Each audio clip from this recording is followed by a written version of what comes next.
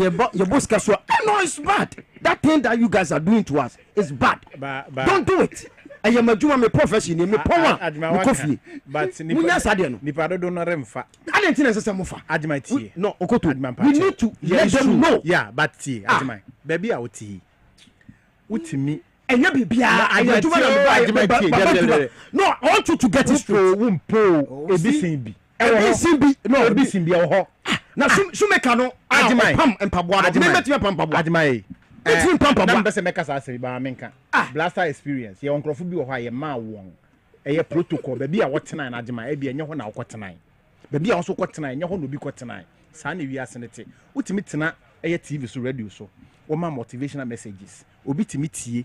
Inti se obi huwa one on one na nije eni je na woni mu no eno no de horan ba ono nkyere se bia enti eno no de sa de no de entimi sesada Beyonce no mu na watu nwom no ye hu wo Mountains wo New York ne ade a amafu heli won inti sa de Agyemang uti be pai wo eti ho eti ma me mfo trotro what I say who go for trotro here then no you see no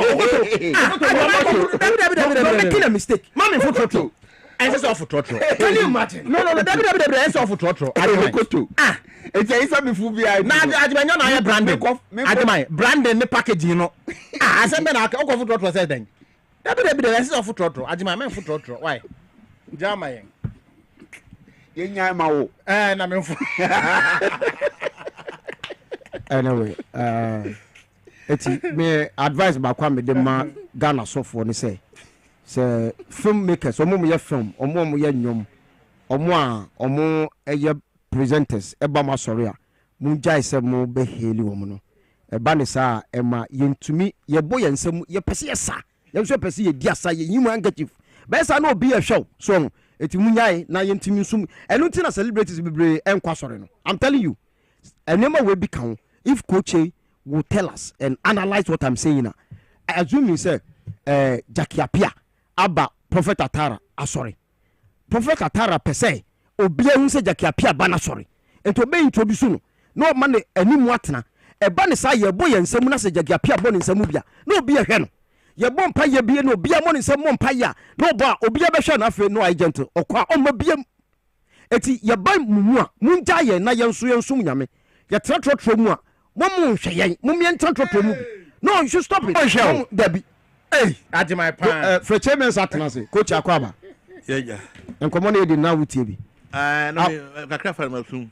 No, coach. But all can see I me no ya adwin. Thank you. Because Bakori introduces Bakoro man be training because we are popular. Yes. How the big fans kakra was so. No, but coach what the fans na e ba ne sa ye bibi wa soro de mu a. Nipa no ntumi enje feel free enje bi. It's true. I'm telling you. Now afi a box no. E ba ne sa okwa on mabiem. Eti as celebrities no empa soro. Yes how the way am obeye no opie kura na nkofo di nachi. And correct. And then you people be aja soro because and then people be kura wa soro ma. You don't tell their profession. Yes. Because o catch rom a na ma pa no gina ne kwa no. Yes. Me no ya gina pa your pa so empa for be say eti munja ye na samisa last week okoko Kumasi a wo ba no all the VIP line mo Kumasi a obi aba say hey Mr. Sami na wo so odusu dalum. Can you imagine? That's it. You cook Kumasi na e fair car. Yes. Before VIP. Coach ye ba na ye be adwuma ya e adwuma na ye ba be ye pon ya pon. Ye pon ya pon. Tailor for e adwuma omo so we omo adwuma wi on pon mai de. Omo pon. Eti munjai na mo me ye feel free. Joko Galibi wa ha. Coach yoko gari say me pepa sumane ngo tombero gobe sumane ngo tombero ade me suma say sumane ngo tombero ade me kwa mitimi ka kire girl no say ma emoko red no fa mix any gari no Agyemang ba me suma adama okwa on me kan say yes ayi to ka kire no mami me na me ko jira no mato ba wo dru wa no bia hwa wa fe no e confused coach it's bad munja ene yensu ye feel free kakra why thank you yadamase yedi ye new artist new song no segment no eba na but my microphone kwa kakra what the man kwa kakra when I see this young man it reminds me of Agyemang seriously Agyemang Kwame and Agyemang Kofi and then also reminds me of this two artists ana KO the manager omoko is it Nestle for event to be apart from Wuta there was another no apart from Wuta there was who Aketechi no Aketechi no apart from Wuta there was another two musicians be not the way o say I say why entry oh I buy new actually why anyway thank you Mekai Kewo din na manage omko na Nestle for ye talent we be yeah next cafe coach e wan Wuta no Wuta Wuta okay free ye na Kewo din na manage prior and am person prior tintin prior theater prior one yes na Kewo din na manage Mekai the days of Radio Good na say ma say Kewo they started releasing pictures of brand no Radio Good some 15 years ago and they so nice Kewo I salute you me bacho your friend was saying bacho your friend Taylor's gang gang yeah gang no most spelling say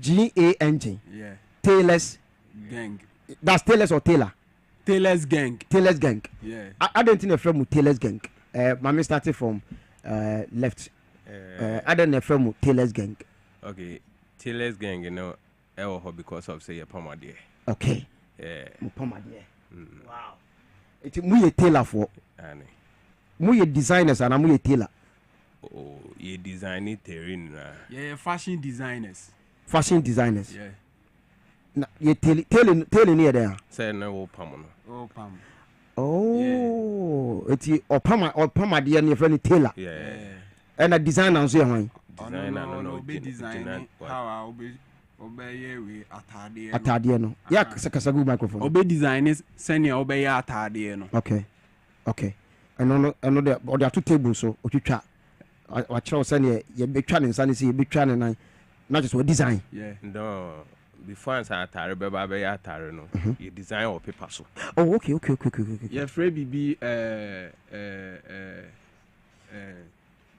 we oba fashion space na ye free bibi illustration okay illustration so chere ade mu illustration you know I had to say the way we see dying na I also draw plan sure sana at the palm no so etie into no obe sketch sure our paper so okay and I say be like plain way be so into ne bia onipa na u design ade ne de amano no say on pe color bia na on pe style na wa correct okay ewo design so paper no so okay asana o de aba tailoring shop sure na onipa no so ahwe so not a pimpam Matias eti Taylor's gang or gang that's your showbiz name yeah and mo ye secular artist right yeah secular artist eti say your per category with the market to send you every week you be call VGM na you from share a secular side yes sir yeah okay how many years in my boss on my right how many years in my yum you starting yeah call yeah 9 years money 9 years yeah 9 years mum you know together no yeah it's more blue oh okay train on my left more blue me fan say ya tasty film da but national blow there afini April 9 years because Taylor's gang yenim ye wo suhum Eastern region okay yeah tokuro bia mu okay I want a movie yeah honey fi so from 2017 bad na ura suhuma edin Taylor's gang no abofra bia nim 2017 no nyom ben na mu release ya e ma mu blow suhum sa that was Free the Zongo Youth okay and na popular suhum yeah any some part of history areas ni na okay tinamu de bo shows are shows there okay so let me ask you mo ye up and coming underground artists and you guys are making it oh for now ne de ye nya da we ni expose ya kese ne okay nti no Yeah, up and coming. Up and we are coming. still up and coming. Okay. Yeah, Hoping say you guys will blow one day. sure. But more challenge be e won nyuma mo yemu. The entire mamun blow for the past 9 years. More challenge be on my left. Me fan say okay, yeah tenase hu say okay, you osu hum no. And yema 1 or 2 in February nti yeah tenase ni hu say no. To be say ubenya radio stations ni ade no. I just Accra. Okay. And yentimi nwo Eastern region abra de bia ya beba interview ni esanko. So we decided say ya beba be stay. Accra. And then yeah nyuma ni mienu ni na album. Yeah. Okay. So yeah buy no story we wa but I was ameka because I share akoma mu ache pa. Yeah, yeah ba be do ye no. Me yeah juma do Accra no. Yeah juma for 2 years and then we decided say now no yeah music no. Inti ye ko hu brasame no. Sami Flex. Shatawale manager. Sami Flex. Yeah. Muko hu no say den. And Shatawale manager. Then time na Shatawale manager. Let's talk the thing. Ye ko hu Sami Flex. At that time no. Na me ye adwuma so tu. Ana so tu. Okay. Yeah. Oba me boss wo. Say opese opamade na de na ope no. Opese like opama ye pama na o advertise shop no. My Sami Flex. Okay. Then time no yeah. Then time na wako CTV for front. Oh, okay. So me boss will be on already wa any sika wi ntino o ka chenze wontimi nye. Okay. So as an up and coming artist I minimum no and minimum ni pedigree minim de obetimi aya aboa me no I reach him and I'm catching so bra penny say ni and tie nti yen me ya adwuma wa ha de ba say ya adwuma ofie so we can work with you the open you betimi the amount yeah Taylor's gang for yeah the open you betimi the amount now so promote yen said the okay na ba yen no be promote yen music and then the fashion because o sha tare na now they are promoting and now GBB atom so yeah one sample a bro and I'll share one Sunday the kwa sorry now when do see yen and I'll send you a video no so we started say a post it because ana actually say yentimi nya ade we tra so we need to go into contract na yin na finance and shen kratase for said e be ya ochina bi asemti no e be ya dance die wote ase ana woni yen ye bibia na actually say okay yen fa contract in bra and had the contract in the buy and you have to be beyond and I sign and you go through and I will say okay fine I idea be boy in na no so what are you saying what does that the okay got to do with Agyemang promoting and I bano nti melandi a obeba menche melandi sisia say plane e belandi a funny ma bebre nti no plane belandi e fade and melandi no say plane belandi and from my bona ugina sia ntimi ngina ho nti popi ma melandi nti eni nti ba say blasame e be promoting music and o my yete ase say any way will be or the beboy so yan so ye we be or say taking na ono so the ohwehwe ne nsaka no intina every month bia no every 2 weeks every 2 weeks bia in a month no ye be man ntare top and down mienu top baako okay no problem yeah what I say no me ntina mo kana see you no because Sami be some can say Sami Flex omo require agreement say obe promote omo nyom pam promote no wadjo ntade a share no man sa number some three and yes what the nene call barter trade business when this barter trade business ni nene call nti na I to say me wo bibi upe ade bi me so ade na me pe no wo bi wo ho no ma ebe boa de me kura no afoforo I to say me ukura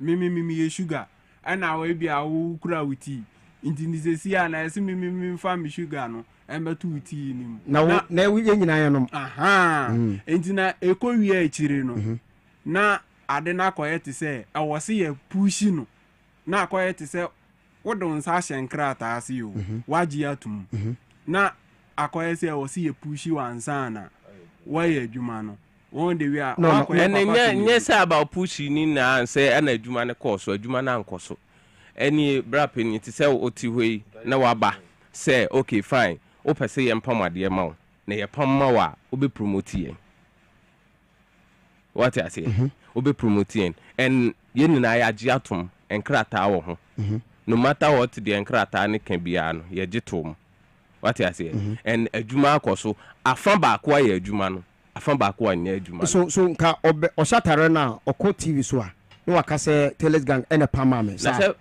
Poppy Mr. Agyemang so we shall obi pamatare ba na betana so o ma oni pan credit me the truth is that obi am pamatare nchemi enya ne che even though kra no wa akota atare kra na efe a obi hu a o san kire ba bia akota atare oh say about 2-3 weeks ago me designer your friend Dollars Fashion it me betra ha ka say material me Dollars Fashion or SEC ene pamman ba wan fa nche metua onu mpotu a oka o na ne onu ade ni bottom ska akota material apom material ma went to material if you went to workmanship onu apam we sign until the brew oh comfort zone o kwatena TV so no ambo ne din a why den na wa ma nipa da sani ehun say atare na ehyew no nipa bi nti na ehyew no I think say no wait no wait baby amoko no same eniha asoma amoka no me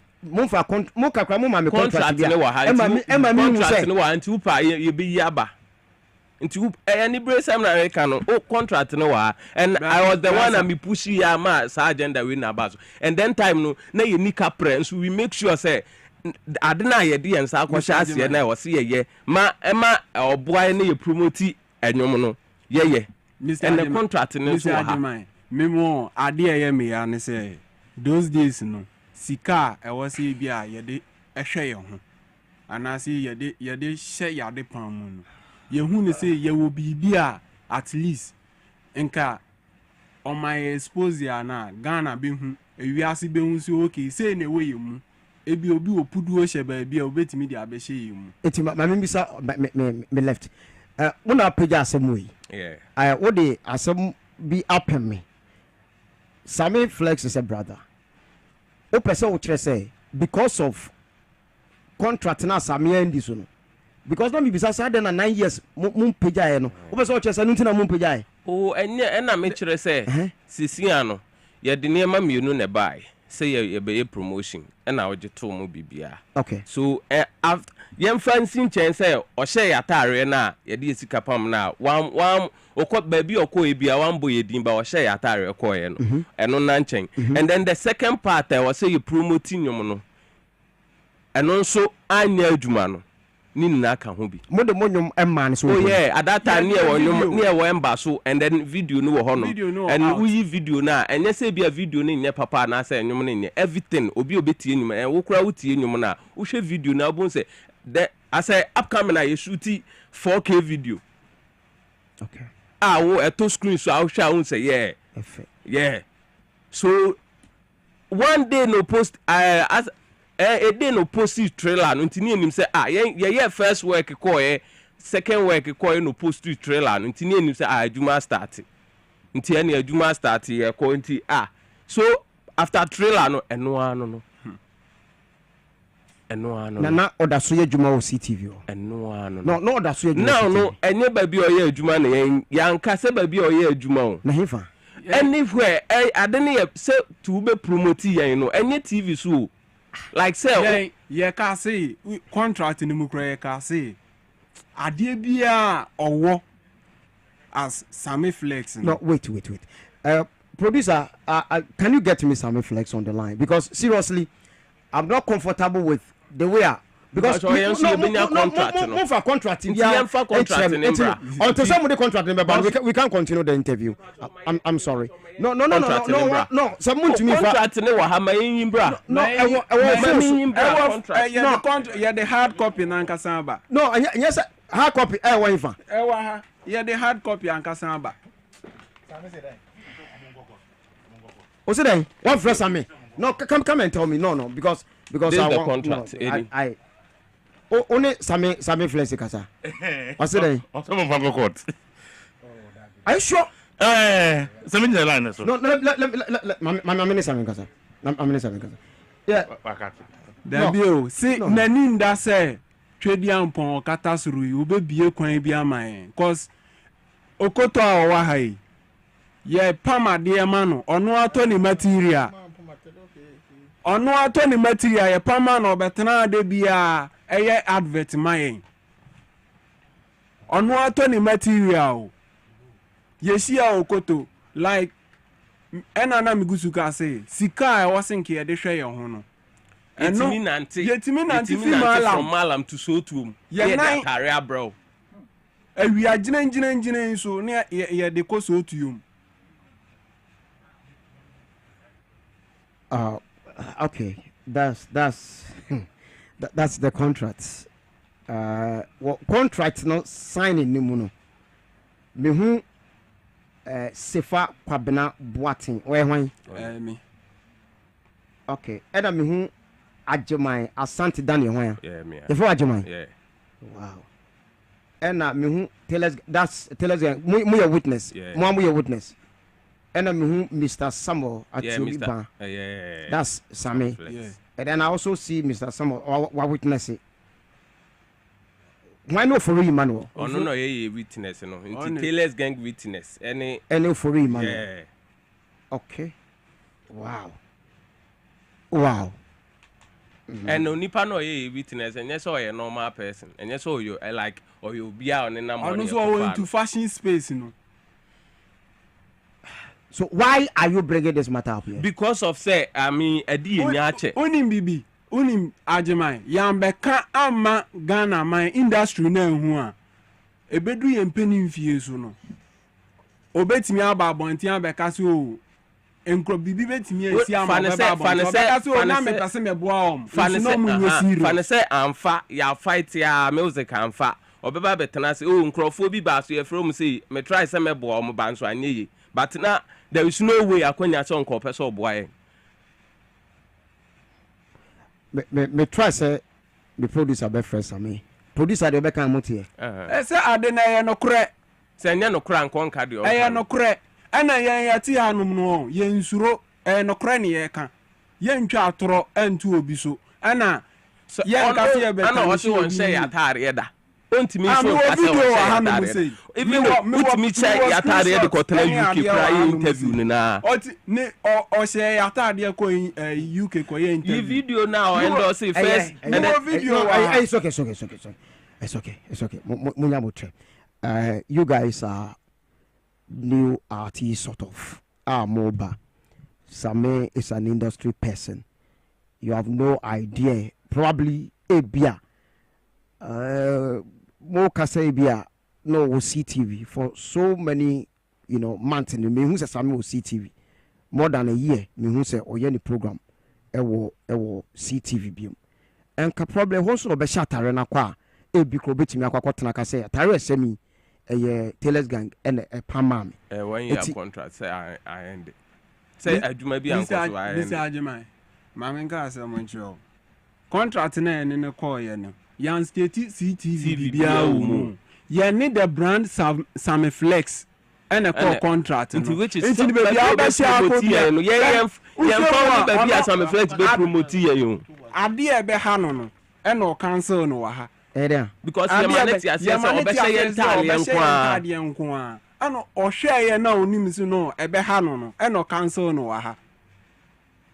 O cancel ono na de pen e cancel contract no ha. In the contract no ewum so no obeto fabrics ni apamama no busa so to fabrics da enema ye ma ni bia emu de enya se bia enya se ye dode ye ana ye ni gide ye ho we na ye ye so ye benya bini ye so ye de abo afoforo ba it seems like o brand no so hu ye se okay afe ni ye ba yenti de ye na se yeti ase engineer no call contract no. Okay, so it's enough. It's enough.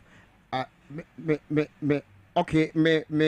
production team no bisa me say what's exactly in the contracts I wish I could read it out, but unfortunately, being just sure say producer mama quite said read what's in the contract because they're confidential between you Taylor's gang and then Sammy Flex. Whatever is in the contract, you know, is water probably more cano or abonti sisiano. Mean to me just all the letter the producer no go through if because they're confidential and you be between money ni pami untem. It two person say finally about that. Person say because of the Sammy and to me anya mamuno. Because our opportunity na nanka you feel say and benam brass and so nanka mo picture and no sa opportunity ni na ashe the which is at that time you need GFS they post trailer and you nim baby e koye nti senka adwuma to aso koya na mo frɛ no bisa no de ntia wonye ye nante ko ho anajo oka kire nso ewu mu anu aye busy kakra nti no adwuma de ebe koso and brass and never saw far phone frɛ yen cars oh Charlie and yes be am mirror film no me pon me am fresh amena me no no it's okay monyomu a modi abasisi ya no it talks about what feel free and tell me it talks about what your friend Kotika go ahead and say a friend of Kotika and of late I over free to now up to now no a few mo concern doors kokonsa say wo beka unu aho asem na ade unu ato asem nse ne mo de same to asem da bi ono no de asem ono no de ye to asem enu nti ne to onyum ne din kotekoka kokonsa ansem so wati obi ho asem na akoka say ebia say unu obi adi nkomo obohu anu akoyi nipa nama akoka kire obi fufu kotekoka na anti kotika kanti me inti den inti enye ekum sunsum kotiko kanti obi da prison nchaso so ono ne kotiko kanti obi ewu okay obi asen ne ho because of so obi ne udi nkomo na akobo obi amane na asen no recently ya guy bi hange no ho once obi na send video di manu okay okti ye no no ntimi enjina no eno o hange no enti the free koka mu no ena mo de ayanyom but mo pese mo chese uti obi kasa mo chewa mane nka utrim kokanye nye eyamba na eyesa adwumade na na memo of late me ma kra de me ma ye mo kra semba enkan kra nti won se kakra wo ho oba obenya kakra obeta de bia sa obeba be yi ni nyonko amasesi na won se utrima ye de na so wa wai bia ma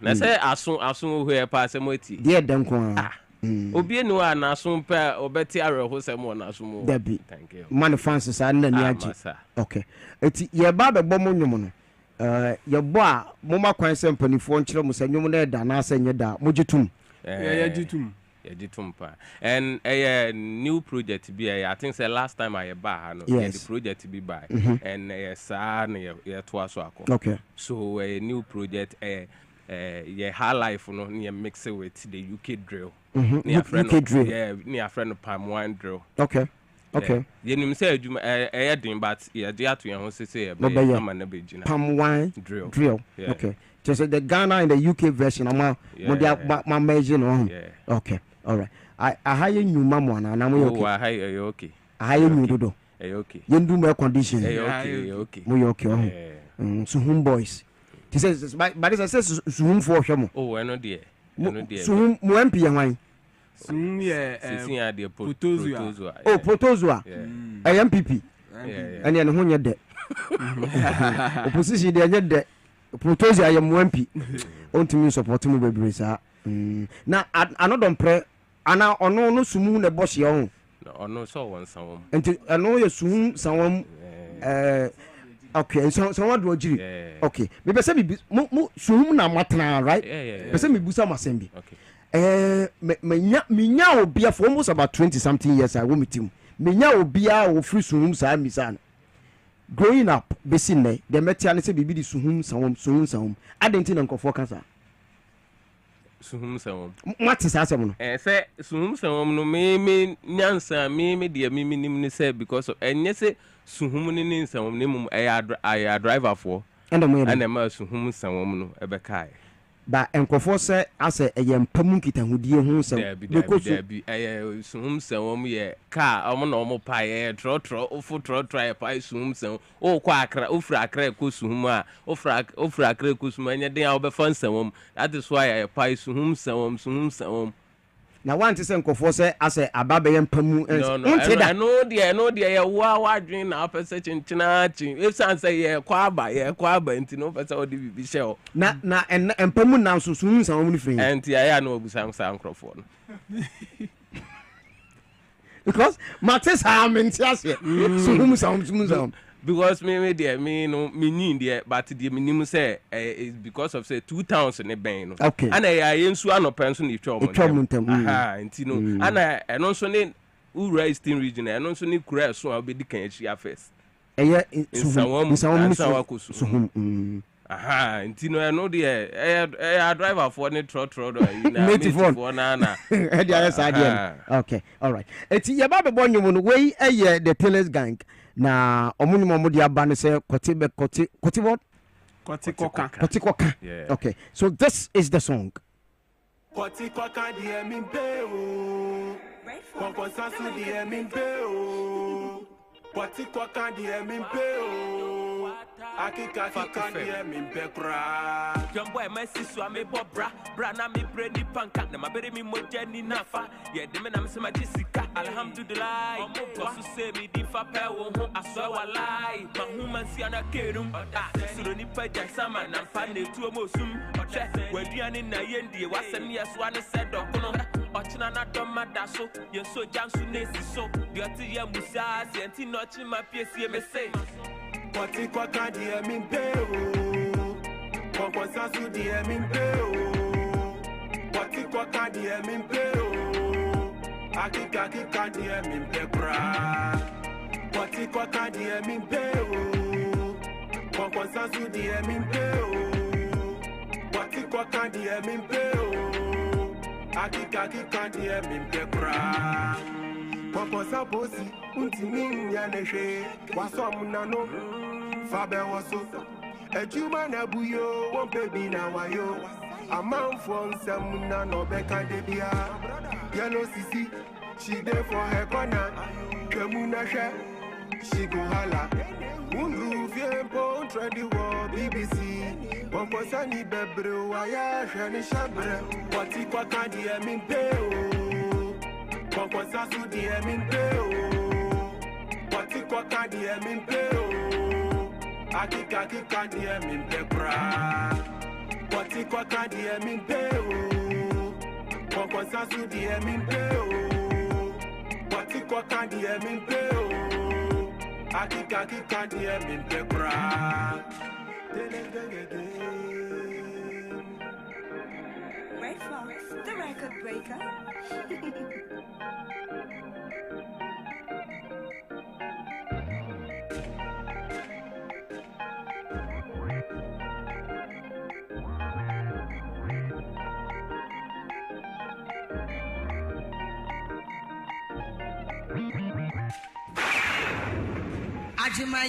Wow. Part one drop. Wow. Quote a for microphone. This is Tailors Gang. And then their new song, Kotibeka. Oh, okay. And their interview as well. Some Nedi Kang Efano, me and my brother paying Sammy Flex, one and no Inkita with dear course. Now, but then Bisa won't say. Unu bibi timako contract. I will free wo. Sabe. Sammy Flex ono so wo ebia na niama o ya na wure beti mafi. Na mo kai no say bia owo bo she bia so di so because sani o kan say why busy no. O ka kire me say why busy. Mo o kire mu ana say mutu anamon ne mpan he na mutu kwa ya ebi oyi nani. The last time wenka wadaromo ninka because microphones when yetu anamo bebre the last time I nante call ne honom no oka kire yen say why busy pa ntino adwuma no de nkakra obeye nkakra ene eti ase nkakra sa yeti ase from there antinin kabi. All right, Mati. Okoto bacho contract de say Sammy Flex no witness and I'm boa bacho you na me pacho embera mo contact na mo ntene nka na asa adwuma no nkoso no mutimi ebo pin ni witnesses no mu baako na mo kire ne say ebia na eya referi nti no kai ebia Sammy Flex contract na on yankwae no oya breach contract no nti no kai no munim ni witnesses no munim won for microphone man na kola baako ne wo adwuma I think ni producer ano man ye wit nti no emra contract no enkoso na emra wonti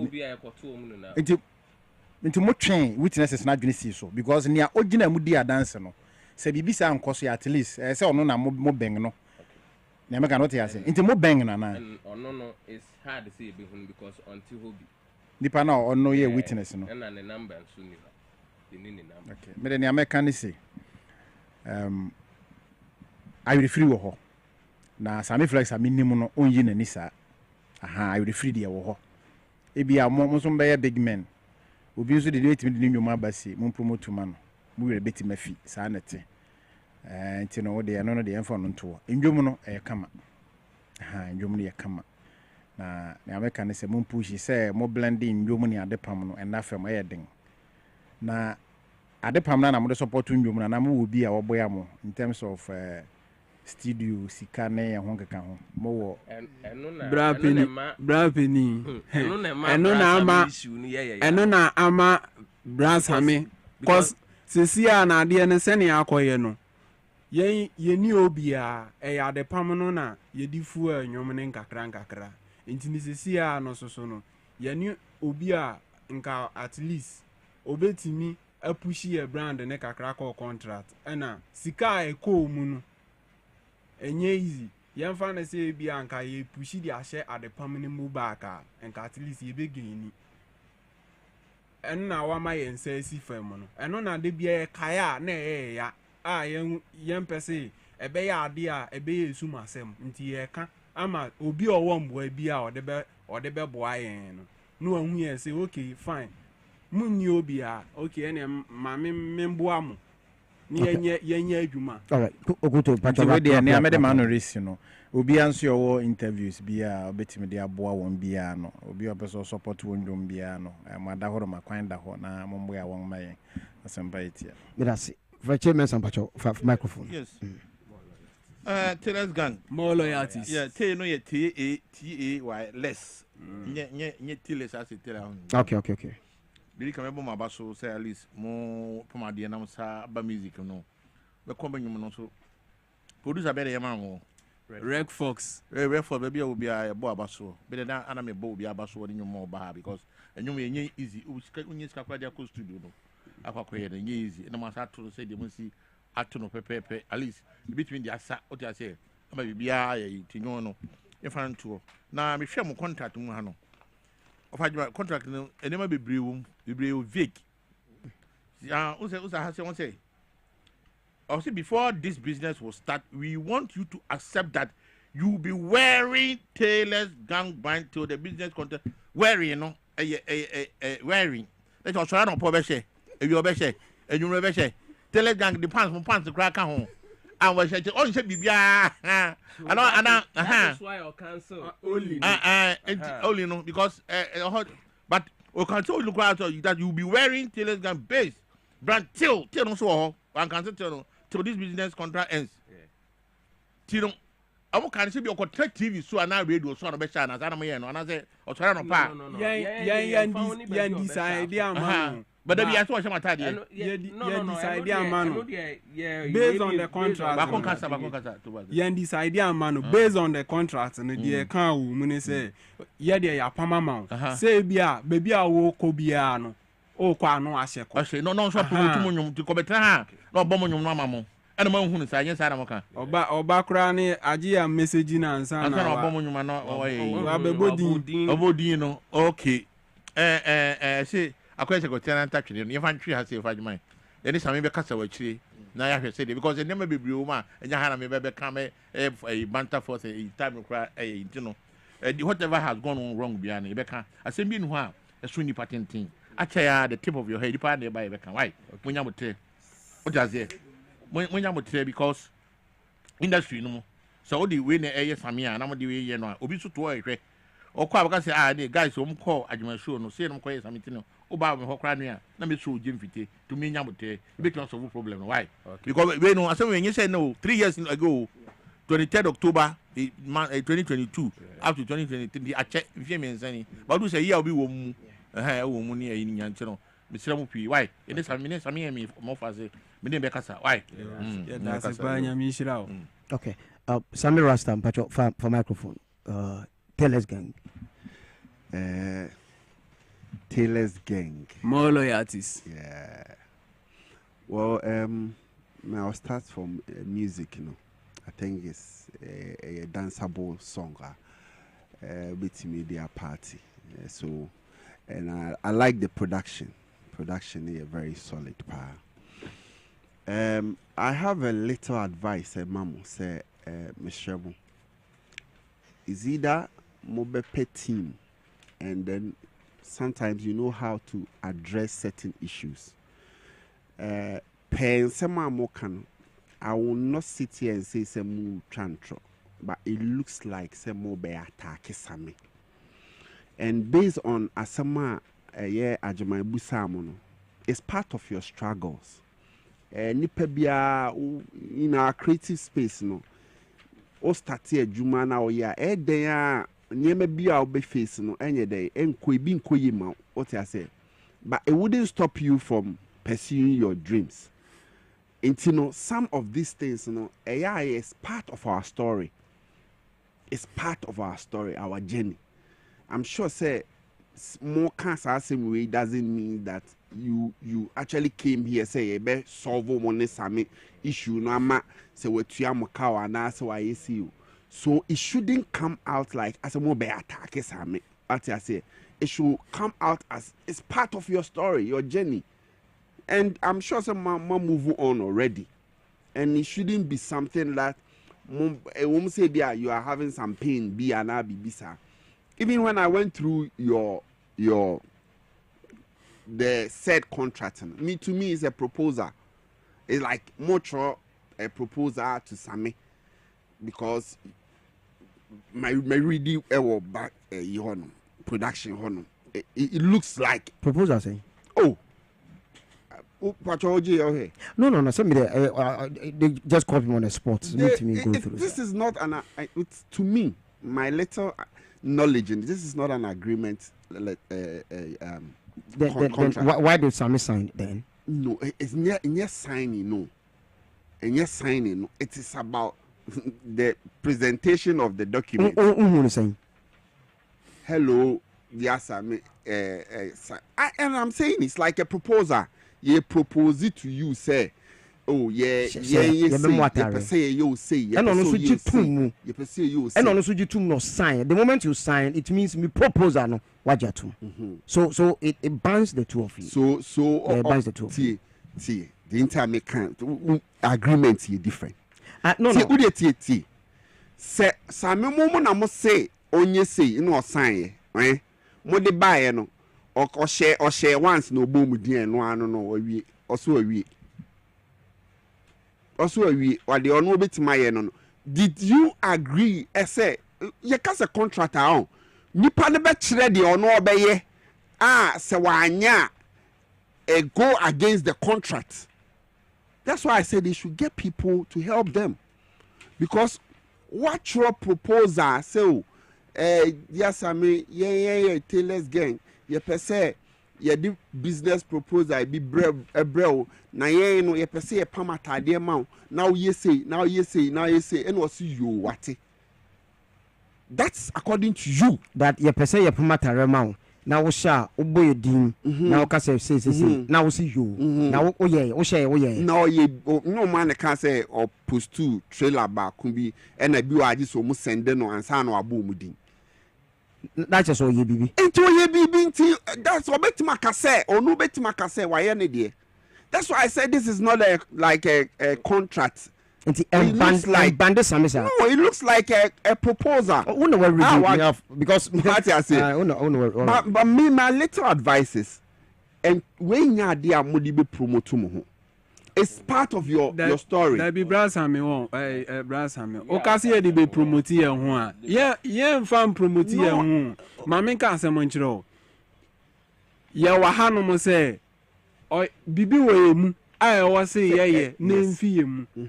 Cause saade no entimi ma ye focus wo de ye no so. Why?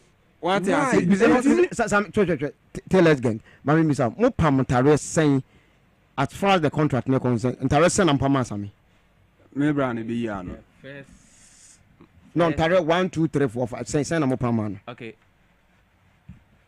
And I untimi enka. Me kai because the first their sample and then 1 2 3 on when you muntare do the entire one ho it shouldn't be like say or say any begina children entire apamama no say bia within a year I didn't do baby the area near within 3 months in a penna one say I don't know say with okay proposal senka okay fine yeah near the bro say okay you perceive see money ntinka okay say yen anya senka obehodi on. Oh, sure. So no, so all copies of the contract. Why I was say brass America say a proposal. Now, someone in the call, even if it's a contract, a 1 year contract, right? Yeah, 1 year contract. And mujai within how many months? 3 months. Yeah, you shall not cry. And a mujai pam. Me pa try. That is almost one for film 1 year contract. Inti yangu sum pama abrade ya hwehwe ne yansan kan. Yangu su nya adwuma. Estati ansam na nim fifiri de bi oye adwuma na onya ketu ya. Estati ansam. One person or ye adwuma so ni aka. Ade ba kwa me pese ye bra peni nu hu ni se. Ye mba ha emetanish obi image. Ye be shiki obi brand. Enye ye hwe.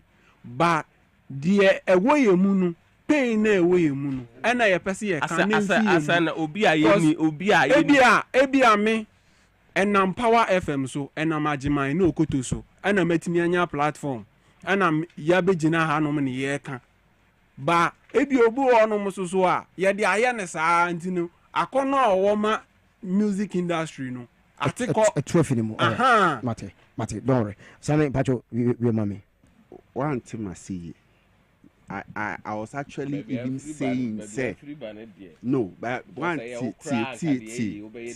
no me yes sir until me che say same no the gentleman is trying to tell you say we be na bone no free malam mama come say we are no atcheche odie mu me ata so you said we should yen kasa sure. So allow me please Mr. Why Michelle, what I'm trying to say is that don't make it look like you are coming to attack Sammy because attacking them for him no be attacking no ye ba I see am ye attacking say why bibi ana say why ye see adina ye ne koi na ankoyi amanti amaye ni anje onim dachi asem ntini ye kan sa asem we o what you say industry no obi timi ka ye akum ye sunsum ana ye kan ho asem okay o say akum sunsum ntino mo kan asem okay any Mr. Ma I'm sorry.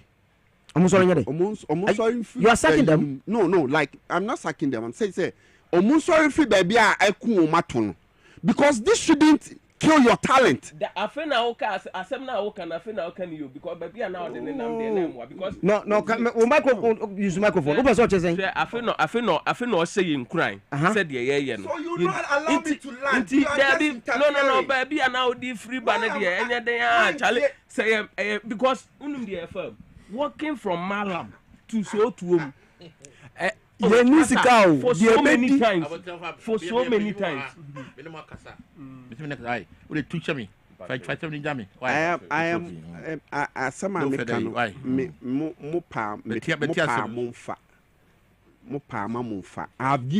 have been given the chance to express my opinion on the issue. Nti Mr. Munyabotre. Why?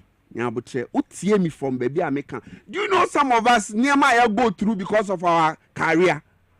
And so I am saying that this shouldn't stop you people from more craft. But yes, and you know, mamu manon looking like say okay, because somebody will sit down and say okay, omu per se Sammy Flex into no more edibe promote to or what?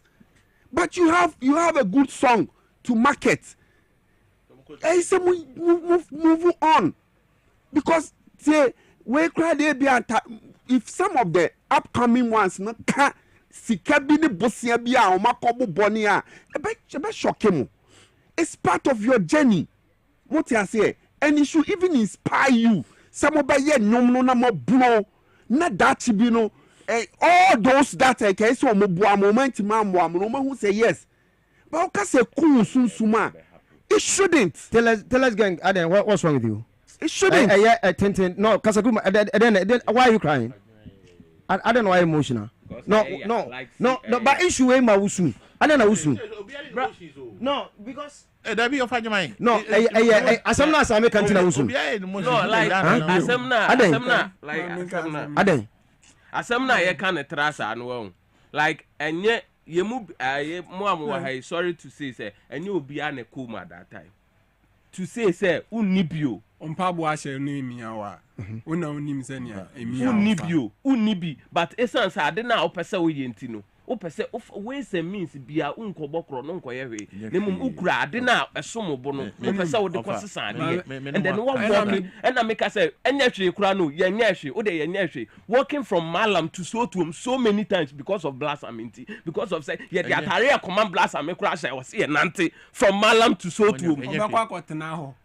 Satan ye work. Ya bone be ni aye. Bone be ni aye. Bone be ni aye. Ye mba asi ye hwe ade ne ye me ya mpesi efimi mu na menya sound. Anya se ya attack no. Ye attack no. Na me focus ye be focus wo de ye. Unum dem adi ye. Unum dem because 20 like yeah this 2022 ye releasing nyum bia mu ye. That day na e ba ha no mo no 2023 na e ba ha. Yes. After then, and no. Me who ni picture cry.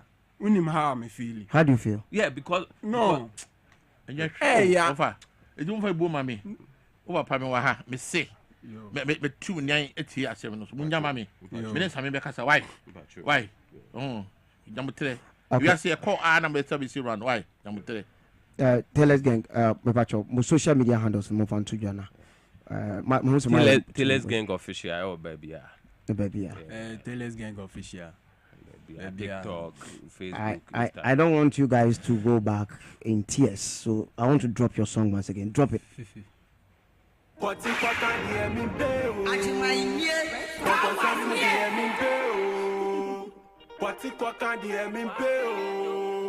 Akika kandiye mimpekra Jumbo emesi so ame bobra bra na me bredi panka na mabere mi moja ni nafa ye de me na mse majisika alhamdulillah omo kosu se mi di fa pe wo ho aso walai mahuma si ana kerum Eye bi dem ase afede bye bye to you guys. You can go back home.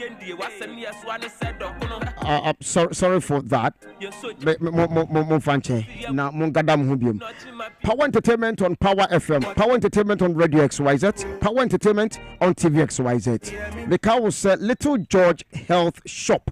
One of my sponsors. Now, baby, I would tell you, baby, I will show you free piano. Me can't Little George Health Shopper. Now, me person me chron say, bia a ban organic food medicine. Health organic food supplement. Enro papa. Food supplement. Jamaican, but just what you say, food supplement, a drobia, any side effect, but rather a bois, Emma, Honamu, Sisi Honamu so, anti-aging, Bema Wayamre Wampum, or bar ni libido, onting cabium, afe moje ni podium of Sani and the Biana, Honam to tuna, san and sacho, no, ye food supplementer, a beb boama moje dini podium of Sani ye, na unyin swa, unyino, na unyi fine.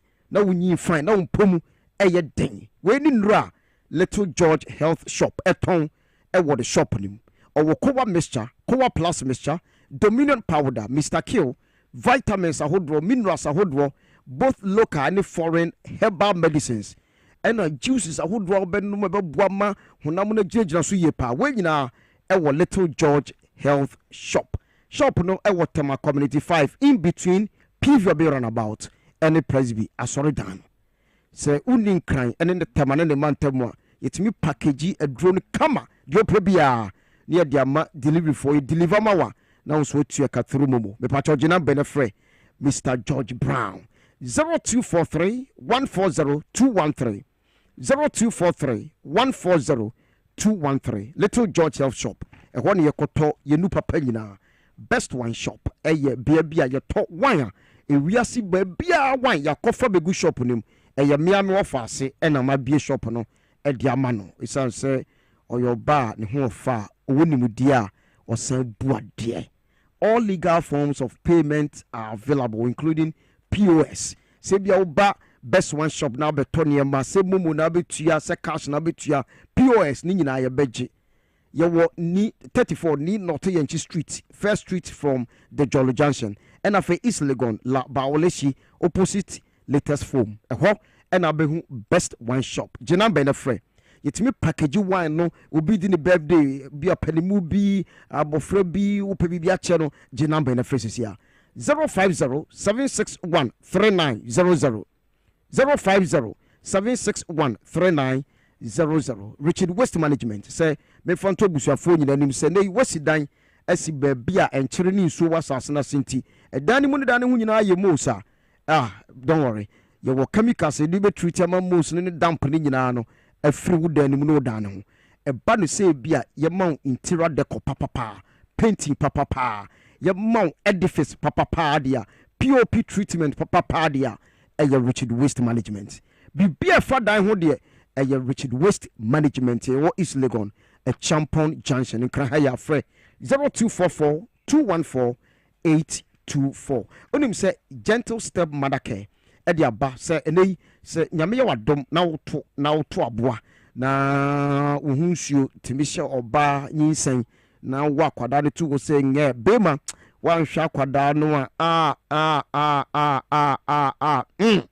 utiase but modern so beba gentle step mother care na waba betoto ne ma de akoma wo baketwa na wawo no foforo no eba no kwada ntade oba ne bema de eba no say bia ope baby courts, bicycles, tricycles, and now ope high chairs, baby bouncers and swings, baby diapers and breast pumps and baby food in quality and yetono ewo gentle step mother care. Brabeto nyane ne ma papa ma kwadano na kwadana ninje. Your Sprinters Road aye ben Bugas Furniture direct opposite the Absa Bank. O pebia to tom ba kubia to yusu. Jenam benefits here 0244 23 8477 and 0245 681085. Power Entertainment on Power FM, Power Entertainment TV XYZ, Power Entertainment Radio XYZ. After you drew ina menam na metete. Coach Obi. Papa, ready from papa. Menam na metete. Hey, okay, we na dey kan ye nua Richard Kwame Joonu. Oya assembly ma pay assembly gontin electoral area. They are not the contain Ibre no. Yes. So next man over 20 yen chen say. I don't say me na metete. O say. Na me kan want it. Oh no me cha no. Me ka so me o kam. Oh David me cha no. So be ye boku bi be October ho. Okay. They toss me nua me wo fast my dey nyina prophet Advocacy. The papa. Aye. Aka baby. Oh that baby. Yes. The last 2 weeks. Oh. Now what you say ne? Yeah 1 week you know. I wanna show you how no e wo domi. No, St. John's. St. John's, Chewa. And I said, Domain Market opposite. That's right. And I may wanna coordinate in terms of sound.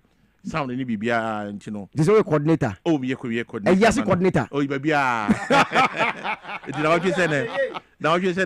We are not just August. We are going to see no latte. Now 1 week into now 2 and then now 2 Majuma. What you say 1 week? They are no pattern. And more 12 years. I mean, coordinator. So don't be before you there. Coach, no. Now what you that year by 3 days? So but okay, maybe dear. Don't mean as all Yes, boss. Thank you. But then we beg you, but you coordinated. We invite you now. Powerful now. Oh, Advocacy. And instrumentalist in the musicians are all my near support in especially high life or bony paper particular for the KK Fusu, family and any other people who have one bar, women and yaji. And your problem. That's right. Why, you know. The last but not the least, we pay me. Now, Yawada. Mebo Rexoma and then Krofa Abaso. Now, my President Mahama Abaso. And there will be our copy Facebook. We have a strong article about President Mahama, the empathy that he shows. Now, I wrote it from the genuine, from the bottom of my heart. And the Krakwana Panamecano. I mean, where you check. I read a behavior, I can't say a creative answer. Sebi Imperial President Mahama. Sure. And I respect him so much for that. Since a Black Star experience, you know, no, they are share the office or also will come under his care. Office of the President. Now, no, you may do the Yawadano, Ekoye. We should do TV so in the cry. The Borik Soma, Abeku Santana, until where if we have the two, and our minister of any say, Ablaji Fakobashi, and then the president will be buying now. Now, President Mickey. Statement be the community like the aging musicians, somebody like Ajeko Nimo. They say Nimfi Konanimu. Young Shaman Kwan Sana. It me I day, our nano. Now say you know, Quantino. I mean, the president has been doing this. I mean, article me try and say 3 years ago in November or Ebi Chris Yasi, or make a very profound statement be or pa Maniji to be our better when we be an oco Facebook. Now, I find mind, they be a me bar.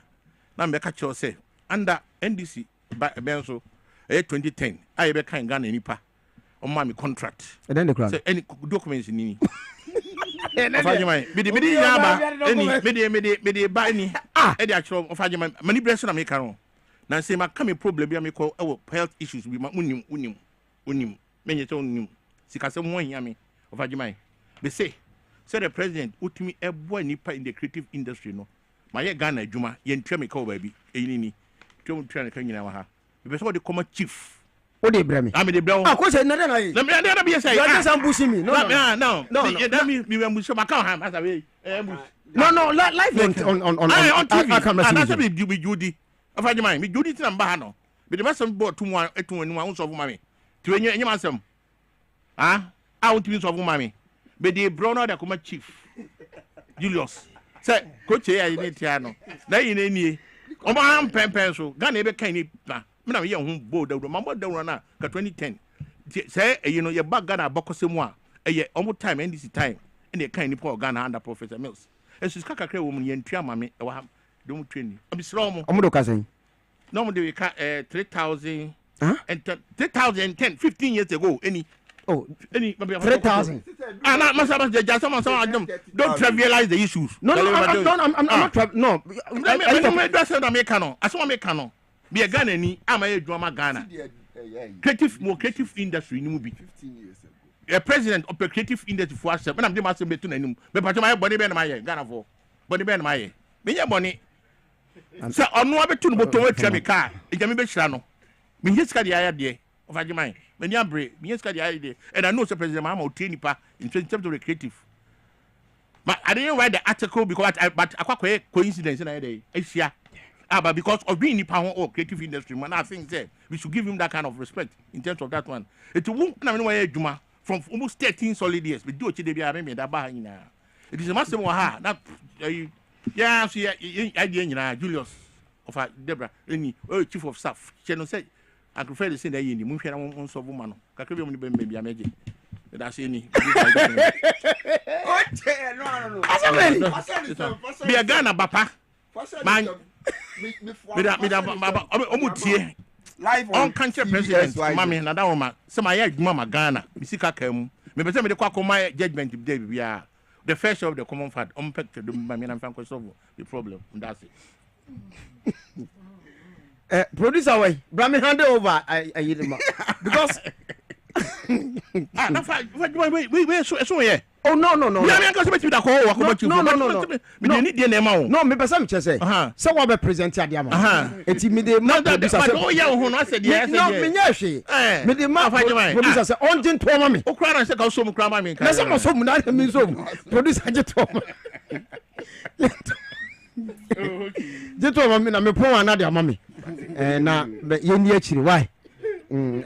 you know esi ebedi adanse wo platform is coaching esi ebedi wo adanse wo oh platform no remember come show me yes offer enye den ya wonsa be kesika Medasi. na mesere wo say ye chiska no wa ha ye percentage you ba say dey back do you da bi ye nche wa ha dey say me do dey mama me dey hwan hwan dey no at least be 5% 10% dey go dey mama that so you dey I saw me come here no after the show no and I carry the kontia me yes I dey we why I want to prove to people say President Mahama when it comes to the creative for Owakuma power am sure yes and don't that me found what come here for that one me man 100%. Oh, I salute you. So I want you to prove this point.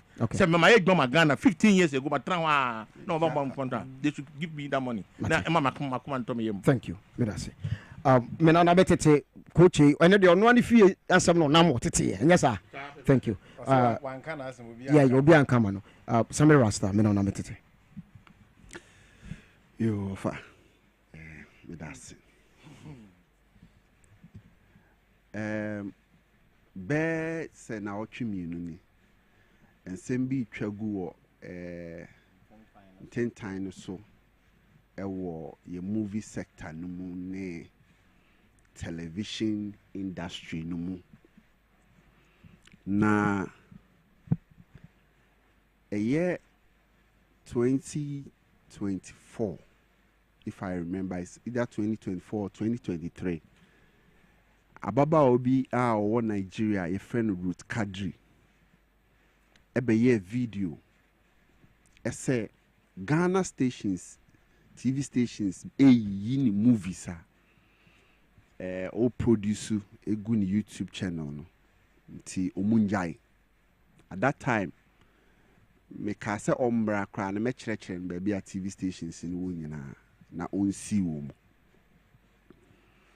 just bare 2 weeks ago ena ababa afoforo bi so aba eye bimbo adimoye ono so ade aba beto so se eye television stations e wo Ghana no bi ni movies abra authorize wo mu omo kwan na de ya kra ne se movie ni ye movie a wayi ne mu no kra afi na wadi kra to no channel so a TV stations na akokopia omuji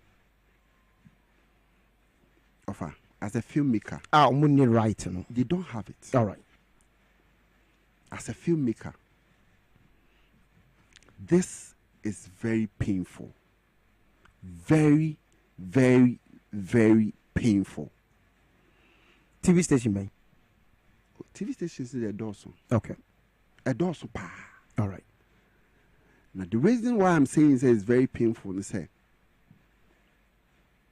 say unimbra especially the crew directors producers FM and son umetime one production a movie na obi tena se no dear onya internet no answer what can movie no just to go and make business no dear jisika gun botoma it's very painful very very painful it's in a copyright infringement ewo it is a nipa na tomra adena on sporty all the TV stations pre-record them send them to the authorities they unko see them no for court adena onye offer me ba okay so we are making nyina wo mo free your friend say on free ha any ye decide no what you say nti no ebia o check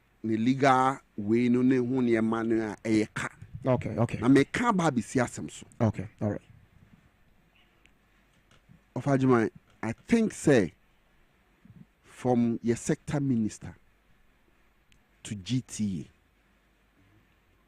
any the president say omo pese Ghana omo ka bibia just as ye launched Black Star Festival they kept mentioning our culture now I am saying that your culture na it is a galamsey your culture Ghana culture no ebinum ayɛ te sɛ deɛ ebinum ɛsɛe Ghana asase no saa na television stations ɛwɔ Ghana binom ɛsɛe yɛ culture day in day out ɔmu tu ne te sɛ galamsey. And so if a nipa ni abere sɛ yɛn stop galamsey sɛ yɛn nsu sɛ ya yɛ culture na yɛde tu yɛ ho no yɛde tu yɛ ho as Ghanaians no television stations a ɔmu report galamsey activities set panel ɔmu discuss galamsey ɔmu TV so no the same TV stations no they are also digging our culture destroying it like our water bodies. Of Agyemang, go and check the big TV stations ni nyinaa so prime time.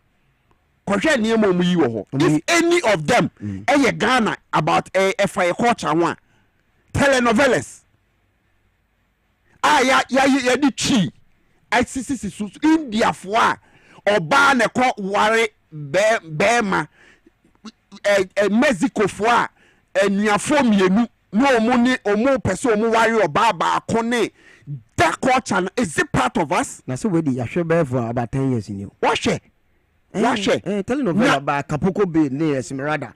And I'm telling you that I'm also telling you that na say galamsey ba enye and I say galamsey no nya de ebetwam sirens mentwam mi entwam na say galamsey I didn't know when to me twam na galamsey ebetwam we are launching Black Star experience sir nko formula mehwe ye culture na me obi aba no oba behwe ye culture no oda hotel na de ato Adum TV was hotel ho no ma na ohwe India for omo kachi eno ye culture na say aban no appointed enkofo ahwe saa de no so that's why I'm saying that so that's why I'm saying that apart from say the TV stations no for content without the approval no omu say nyeska omu say de kwa manoni mom esa kofa something to destroy our culture. What you say? Look at how many times amaka about Akwaba magic ade omu ye wo Ghana hanum say the TV3 UTV Adom multimedia for no omu kototo you know sa telenovela ne ba no omumu wine na etimaye bi say o invest into the film industry of Ghana omumu wine emranika dey fa ho emrabe have you checked what emranika dey fa telenovela say ye be foreign content on our prime time TV that's why I say yes from a sector minister to the presidency so omu pese Ghana culture now mo ka say ye beton amankofo no ye bo ho by there then they should start doing something about it. They won't do anything. I'm telling you. I'm not talking to you. Listen, I am not talking to you. Me say I am not talking to you, Agyemang. I'm not talking to you. I am talking to the people in charge. Like who? Like the president, like the sector minister, tourism, art and culture minister. Yes. Now I didn't see Nigerian in Baye Sam George I'm a commenting on who. I didn't know about commenting here. NFA executive secretary one commenting on who. You mean the den? Okay. Right. Now. Okay. Because Nipani Chigana Boso Achia boy a president din now. And to man call 4 lines so moon call Omumia TV station abro muniska omude content ana. Obia small TV BA. Unisika de produce content obia small TV BA. No, let's be real. So unim struggles we go through to produce movie and ka won tena o dem wonum. And of Agyemang yan say on TV stations na go multi TV so no. Multi TV platforms so decoder and so. You mean the decoder? Yeah, not multi TV as a company. Oh, say sa no omo start omo de sa no omo de friend. Multi TV decoder no. Yeah. Omo gu so no. Hwe onim say ebinum kra ni sa dan bi mu ti say studio. They only have a play out. Play out machine omu load content gum keke no to then omu the TV wa enam onto baby a otimi eye ayi ya first I want the phone so oh yeah yes a phone so and near along phone we mu nyina so mu TV station now go and check on the multi TV platform or nkofo kofa documentaries a ebia o maye akwala bia ebia wanya yare bia ye ayi no ma be ye chi ato ase no the number to so akwala we ebia ofri media yo ebia ofri mikro mo fanse kokobe na ne maame de no akoye anso be na free Ghana ha enti Ghana phone donate sika ne emfa koma no ye won kofo so a omude omakofifa ayi from the internet keke omu sika no my so omu ye live program o send na me and so now recorded until no that time now we send no be into studio offer so if you can sit and watch all these things happening on our TV na make us say obi uni sika o dey be produce content why na small TV be why na small TV be so it misre say in pursuit of this Black Star agenda and all to promote our culture and then there no one no say yen to anamo anyi sa a content we say and free a TV so I am telling you of Ghana has no culture to preserve. Dana president Ekasa or Black Star experience no or say a bra now or your first no president no na almost share a year your culture and your films no our presidential jet presidential jet na say yes a bar or be order some monfa Ghana content in kwa entum I think say a laudable but any part do saying that etna presidential jet mu Mr. President say on reach out to BA, that's British Airways, Kenya Airline, Lufthansa. Enya flight once ye kan ye local omunyi sa telenovelas ni free ho no ma TV stations no pesika ma ye produce content na o hwe bi wo ayi mu no ema Ghana ni a ote ayi fatwade be wo me nso hwe bi mo betimi create content a ebeso ye nyina so. What are you saying? Mika akwa ba magic asem no omunya Ghana ya no mo and yet Ghana have no more no investing over millions of dollars into our film industry and man for track content ma omu ni Ghana ya enti dia na so your friend say adom ne UTV mu ne TV3 mu ne Onian TV mu ne won e ma so omu so ebe invest ni ensu atwa bia ma omu and you right say you be telenovela e wo your TV so ana not at the prime time you ka prime time Tomu starting time and kwala free school abefie. And kwala free school abefie. 3 o'clock or on 4. And almost started. And then kwala no ye selling foreign culture ema omo. Ye selling foreign culture ema omo. And me say this is a matter that a concern on mining because you were culture to preserve. Mamu fire prime time any ye different culture. Mamu kochiching for movies. Na almost omutono kra no omutono. Jesus Christ. Almost omutia ekano 300 cedis, 200 cedis for part 1.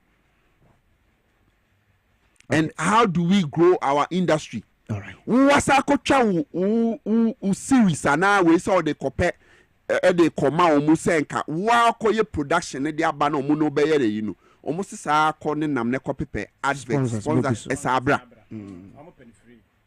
oh ye bobra we nyina e wo man. How do we grow as an industry? Obi ti won ma no aka semfo afa industry no mi wa amuso ade amuso mo ye no e wo mo channels so enye enti misre Sam George Abeka bie ye NFA executive secretary Abeka bi no mu make sure say President Mahama si Ghana pese ye preserve your culture mudi mra be prevent TV stations from showing sa teleno and mu yi 11 PM work on and fine ho but prime timer Ghana ni bia kwala tie betima hwe TV anase nkofo fra adwuma ba hwe TV de me emfa ma foreigners no na se omo anyi ne prime time a ye 3 o'clock ni 4 o'clock on be danya sponsors around TV station na ayi de na ayi for no omo mai twa bi ma omo no omunye sky edi run akwaba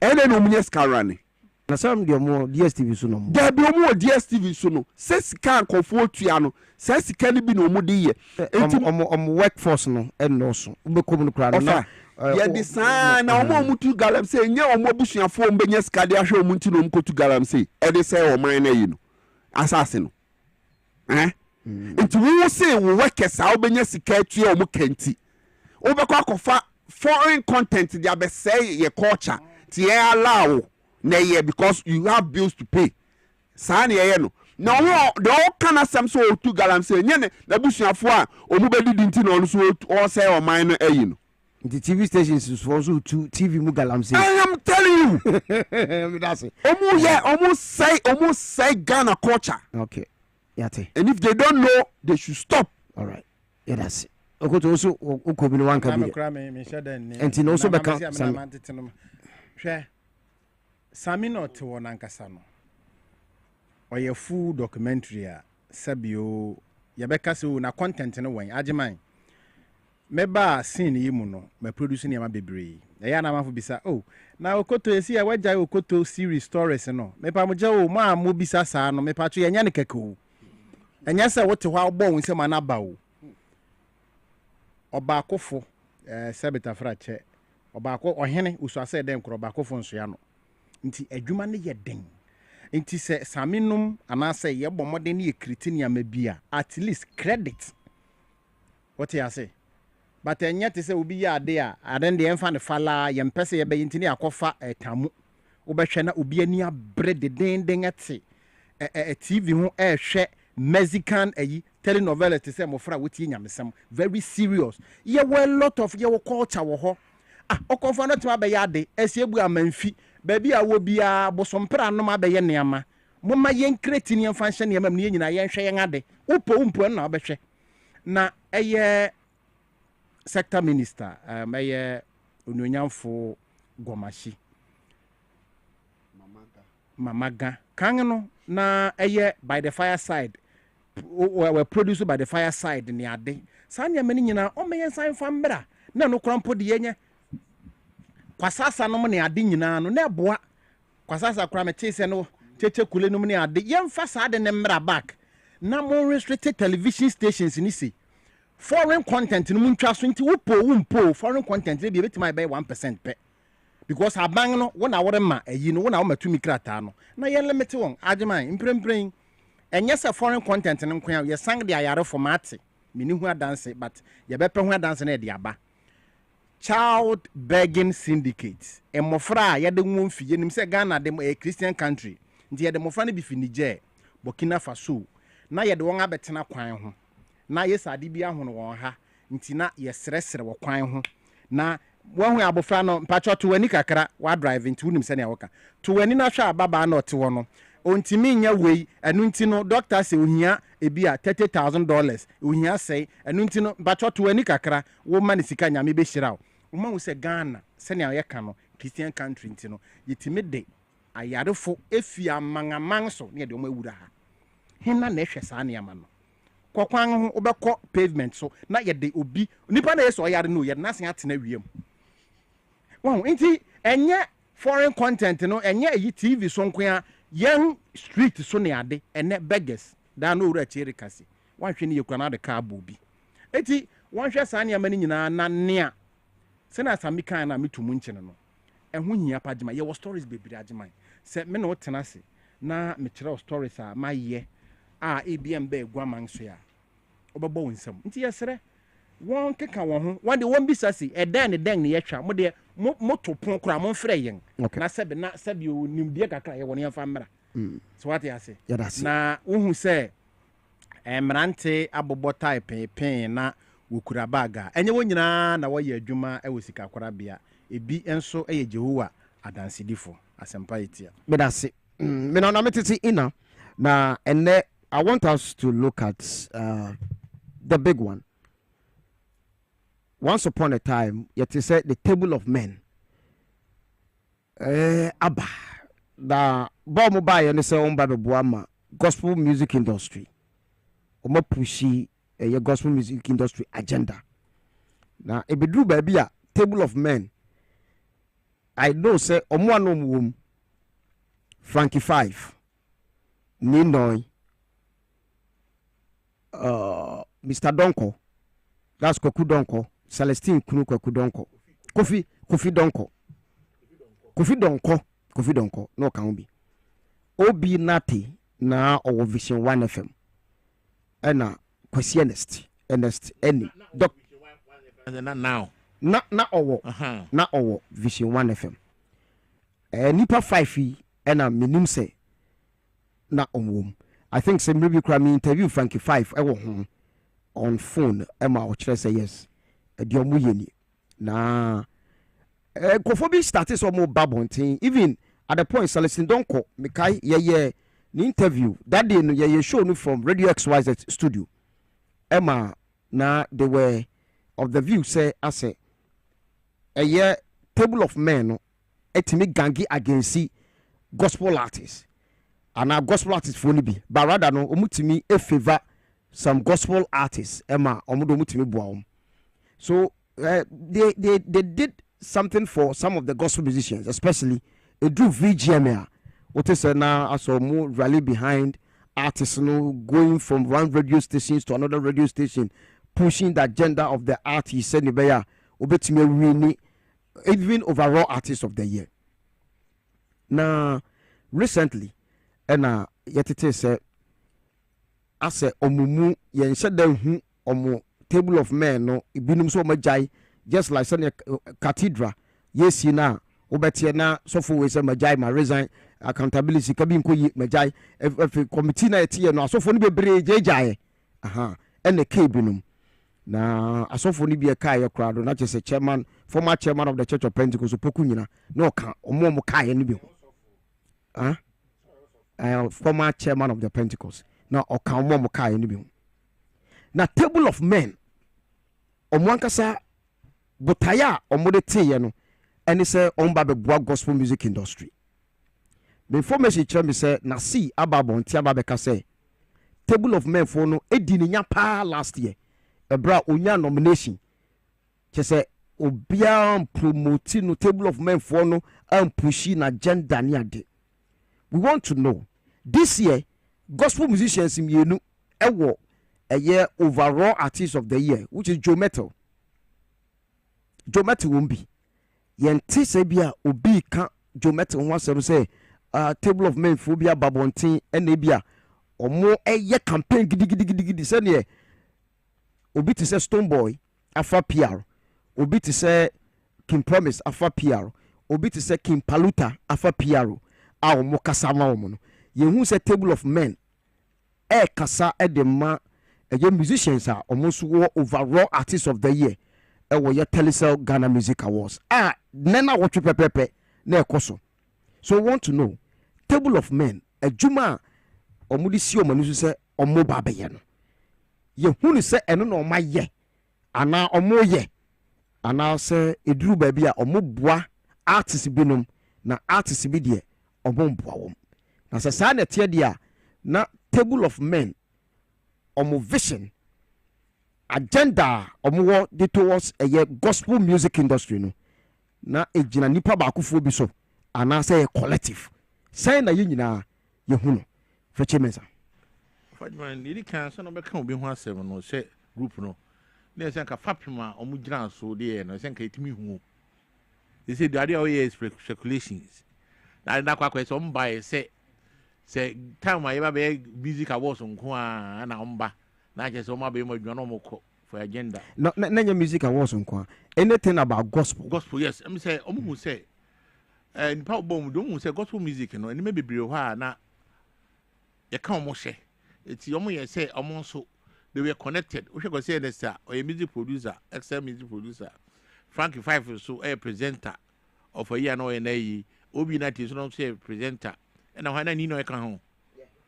Nino is a manager of Joe Metal and then other people be our no they but they have like-minded idea. Say, look, the gospel industry no if you drew a was and now say certain particular if you are not you more at change. You know, COVID don't console you to no less. Then you come on say agenda no. You find now but can make a cry with me and with this, you know. Over your time don't met to win here and I'm starting time able to me. Table of Men, I think it's been there for about 6 years. 6 years because you met 2017 or win here. Yeah, okay. 2017 or win here. And we win overall artist. Me nim time almost started. Yes, say in your Kenya, apart from me, I'm saying, you never do one for you met to winning. So if you look at my write-ups at that time, I mean, can't say this is a time for a gospel musician to come. In fact, that day in the crowd, Yedima award no man who met and I was on the stage. Me, if you are, and a buy in your band and Hamilton. If you hear, that day never quite award me, can I say, or call Kobe Bewini, and also there my name will stitch with the song Adam. That's right. And you're among but don't say that you when you saw, but it also might be said because of certain interests or more other artists, you know, they wanted to project their artist. And the cofa, the group, yes, yeah, because individual be won't say, okay, your band say this year, no, say mini pan let's set the agenda. Sign a bit no. It won't say Kramiami ba empress say or no mania issue. No mania issue. You can cry near what I say. At the end of the family and bad because advocacy there of Agyemang here in every society be a only pebia to be and you say Kowe omo boa o man Ghana but omo to be nya pepe or na ye tue ho si wo say ye be advocacy mon kan nya bad but for e bi mu hu ni say na akwa a personal interest. Okay. Because omo na omo ehun enim no na ye nkami ema omo eti last year say last 2 years and also be agenda ema ye nwa ba PCS star at that time no ai why me and na also this we gigina mu pa ye campaign e de man say ko ni black sheriff kwa no ka go ntunu na nka onye de omenye artist of the year yeah nye but gospel award na otumi ewi ni e na last year so na see eba abonten na see so bia got Table of Men bia am to set time na bia na I fragmented you catch fragmented the moon as I say na afi interest no aweni unse individuals na ho no so me can obi a interest on a certain specific gospel people is the year and the review no the crowdphobia e bia opa oma the limelight in terms of the nomination onye no ho enka say or the kwa e na obi be hu die bia omo crowdphobia nyina ewo mu no they all come into unison no more baba e ntimi na me to me no na me fi say bia na enye ekuwa na e bad cry they had a very good intention. But as to the application, near my baby, I'm here and be movie say, I'm bias to a certain individual. I may be crap can say, and I be more allegation say you cry say, gig you be cry bar, not Table of Men of one and can who particular artist, no, untimi enya say, you know, that make me, they were saying, say, they were very influential.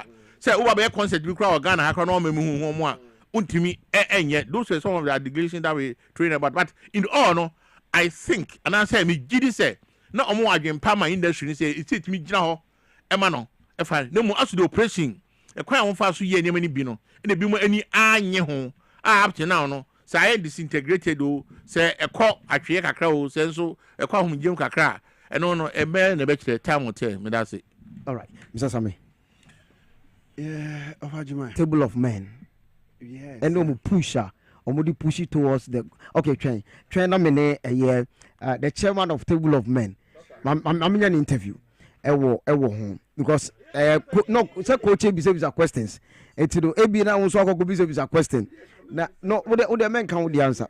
O the unim and okay Mr. Sabe o the kasawie. O kasawie chairman of the Table of Men at Nase. Enti o the Mr. Same kasa. Why do you have to ask questions before I talk? Why do you want to ask questions before the chairman? Questions. I think, sir. No, Chairman Yabute. The Constitution, I democratic studio. I think, sir, many coach here, sir. Any power mo can mo boom to push the gospel agenda, no. ne adwempa. But of Agyemang, I think the problem is that the name Table of Men was not institutionalized. It was just an advocacy. Yes. Think tank. Yes. Like political think yes. tank. IPAC. Okay. Yeah, don't gospel musicians into ye be fine day.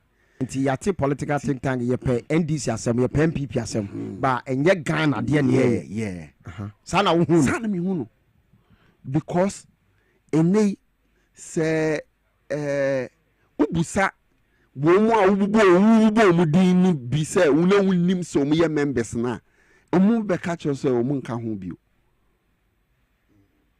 o ti ase omu be ka so omu nka ho the Table of Men nka ho enti whichever that came out as an objective for that so-called group, no, it wasn't something documented.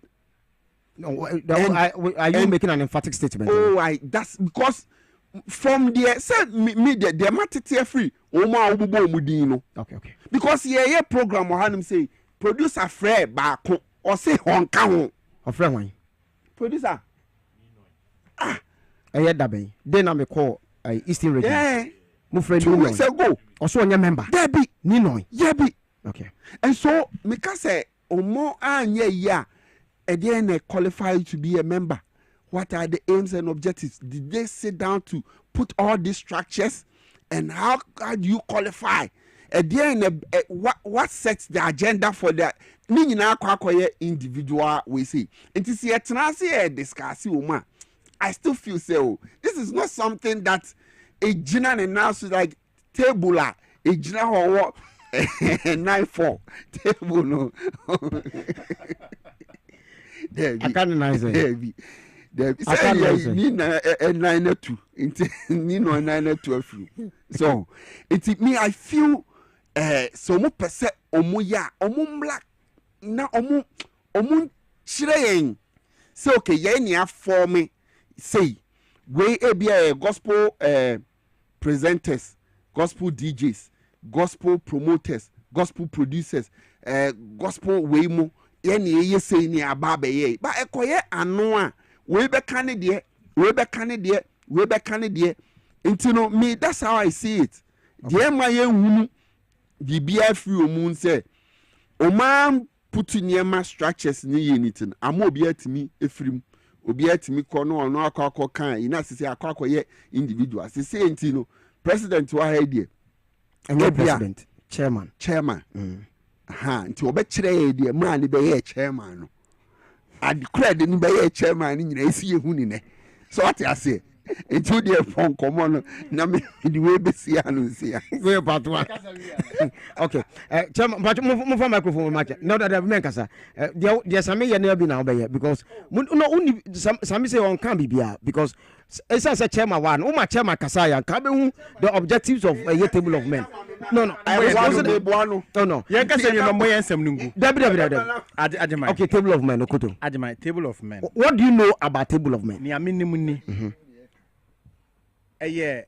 kubia president odano owura enye president chairman oye ono no titine ni na sabi Table of Men omo nton kubi omo nton jeni ni omo ye ni so omo bua gospel nyomtofo na se te se na wanya nomination yi kwesi next emebebo pum kin hello ma te se wanya nomination nti bra na me promote dabi o se wa wo be den wo betwa ben won no because one way influential is true omo connections omo gigs from betimi dey amount ne ade ye nimo industry nim nti se wunya nomination ana se wo pese wunyum to no wo ye gospel musician na pese nyum to no kwa anim a two ben won no won asema no na wantu ambe ofane se bia me gospel musician we menu asame so to nyum na wantu ambe kwesi ns na metu aben no promote me nyum na metimi akogye a ano no de me nje ni se whether say a strong institution and I say enye strong no ano enye no hasem na me kan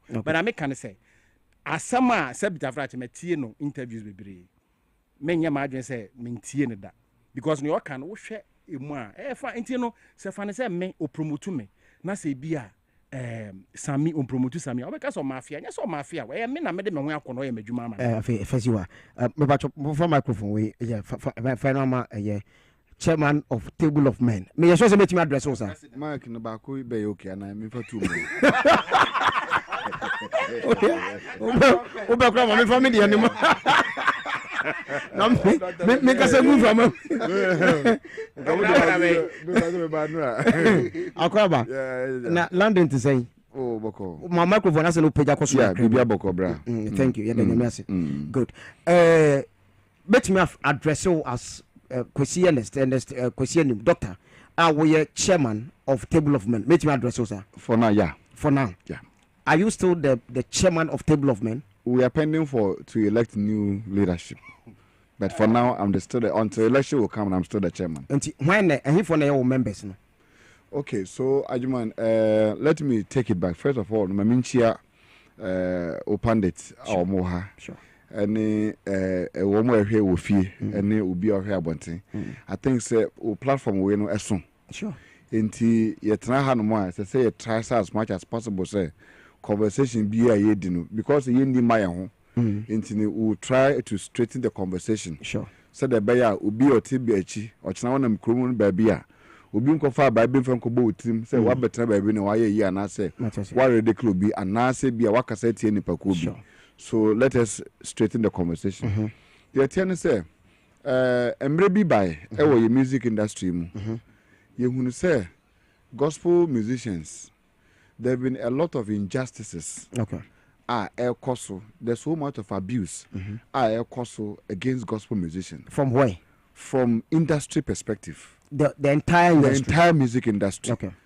Now make entire industry na make from all quarters. Sure. One more organize awards, events as a stakeholders in penny for attitude or more voice or more kasa. Okay. I saw say there been so much of ridicule against gospel musicians. Okay. And I'm video in yet, and I'm say yet, and on my way go and wafa kwesi and I'm yet, and you cannot perform international platforms. You cannot go here, and I fa kwesi. There was a lot of injustices, and no man also against gospel musicians. Okay. Now one will say, as it's no more buy no, obi any ho to within sabinkum etche papa fie.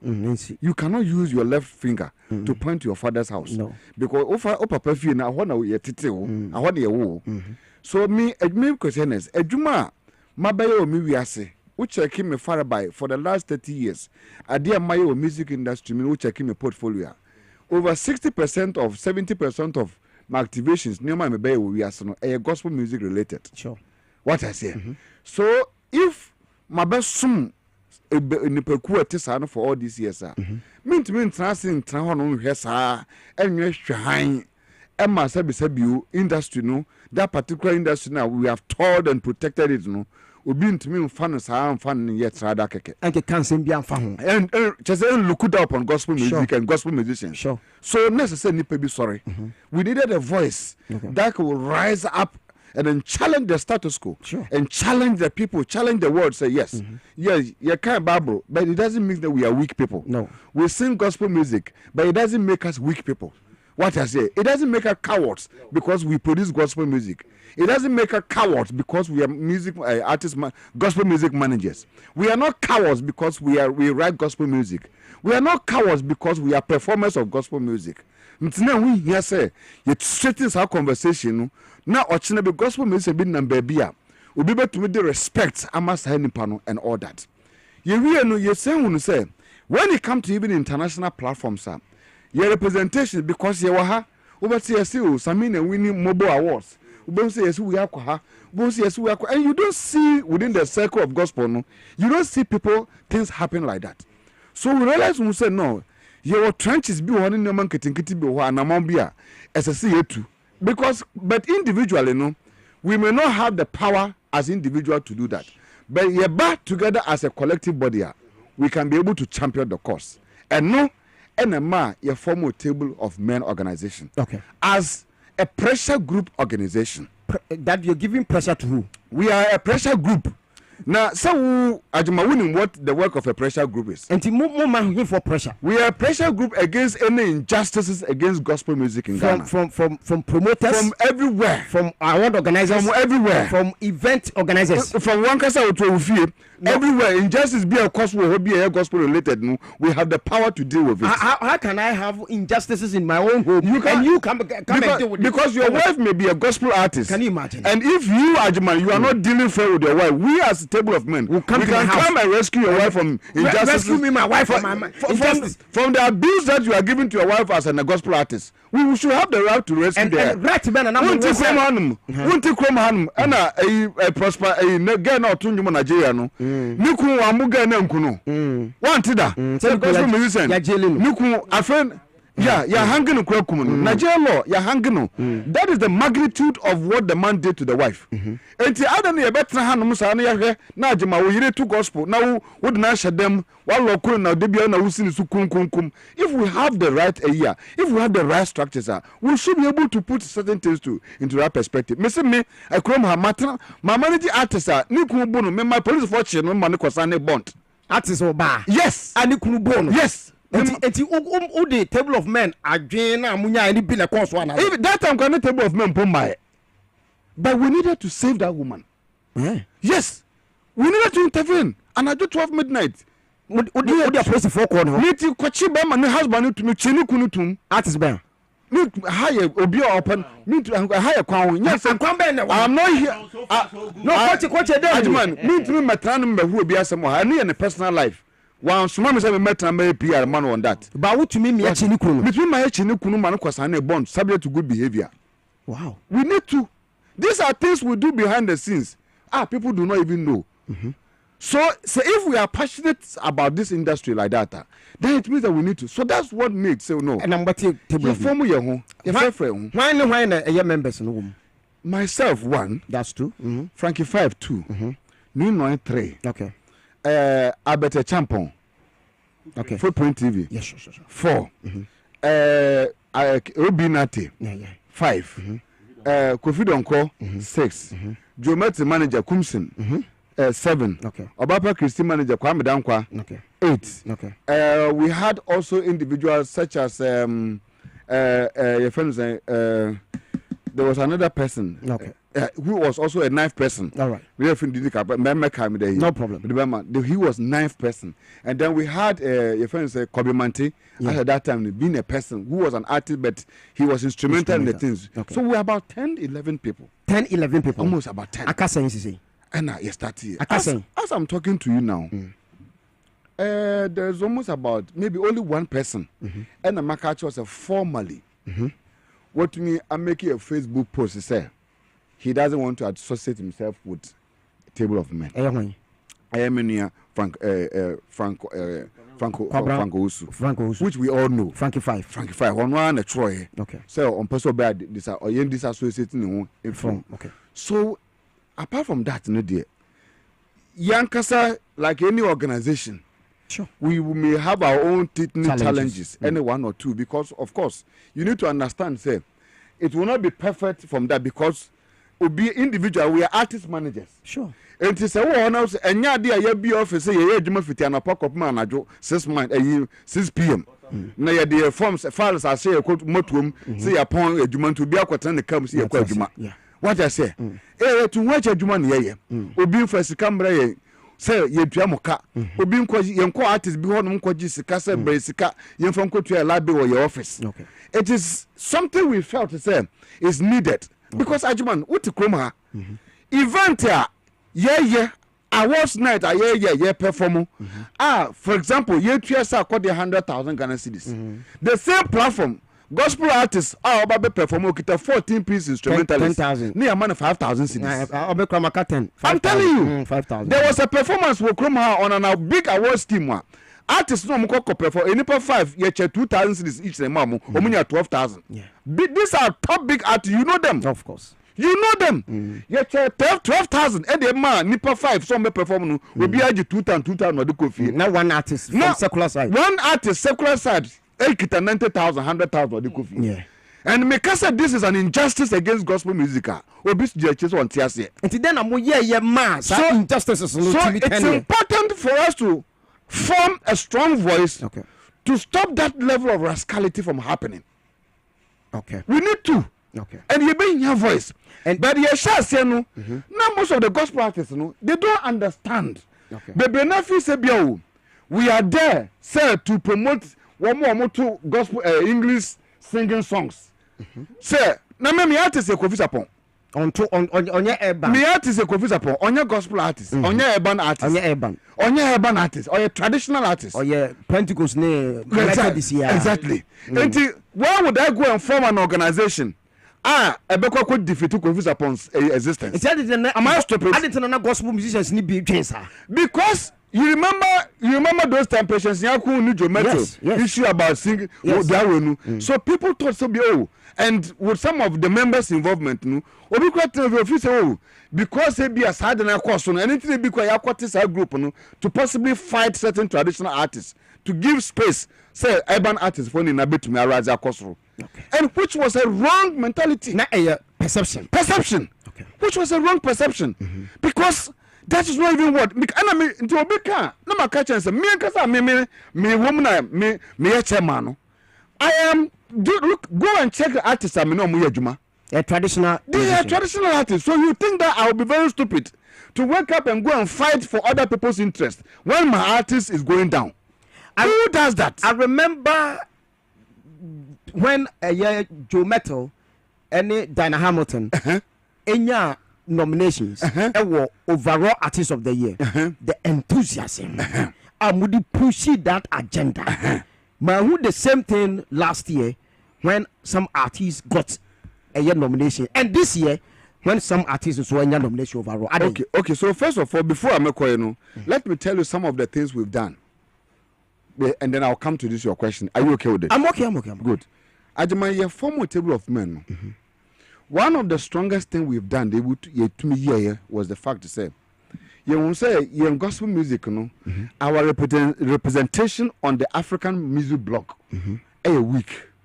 We've seen so much of the online in terms of external promotion, marketing. Okay. All right. And we realized there is a need for us to push for us to get that external wing. Okay. To support us so the better we can get recognized on international, especially with Africa. Especially with Africa. Whereas the Nigerians for now got too much messaging women they have gone far. So we had he said one of us, had a very good relationship with Trace Gospel Music. It's true. And what we did in what Kofi and said, we had a proper conversation to make sure a lot of Ghanaian artists, Trace Music must now begin to accept Ghanaian gospel music and give us a proper space on Trace Gospel channel. Okay. So that Ghanaian gospel music can also see international or international light. Okay. Meno kasa to ene ya fatia ma Trace Gospel dedicated every Tuesday as Ghana Gospel. Country Trace Gospel channel. I'm talking about Trace Gospel music on DSTV every Tuesday. You're more Ghanaian Gospel. I will be on DSTV. Me concern as me show me fear. Trace Gospel music we are talking about from South Africa. They have a particular channel, Ghana Gospel. Because since when? It's been there. Oh, Mr. Danlate. It's been there almost. Why should I ask Danlate? Danlate is your producer. He's part of Danlata's management. Are you Dan? Is it true? Have you been watching it? Where is he? Go and call him. Everyone go toilet. You can't go.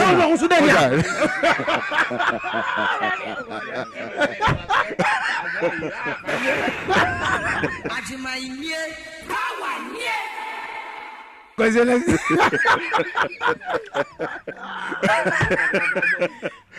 not surprising. Producer, we are looking for you. We are not waiting.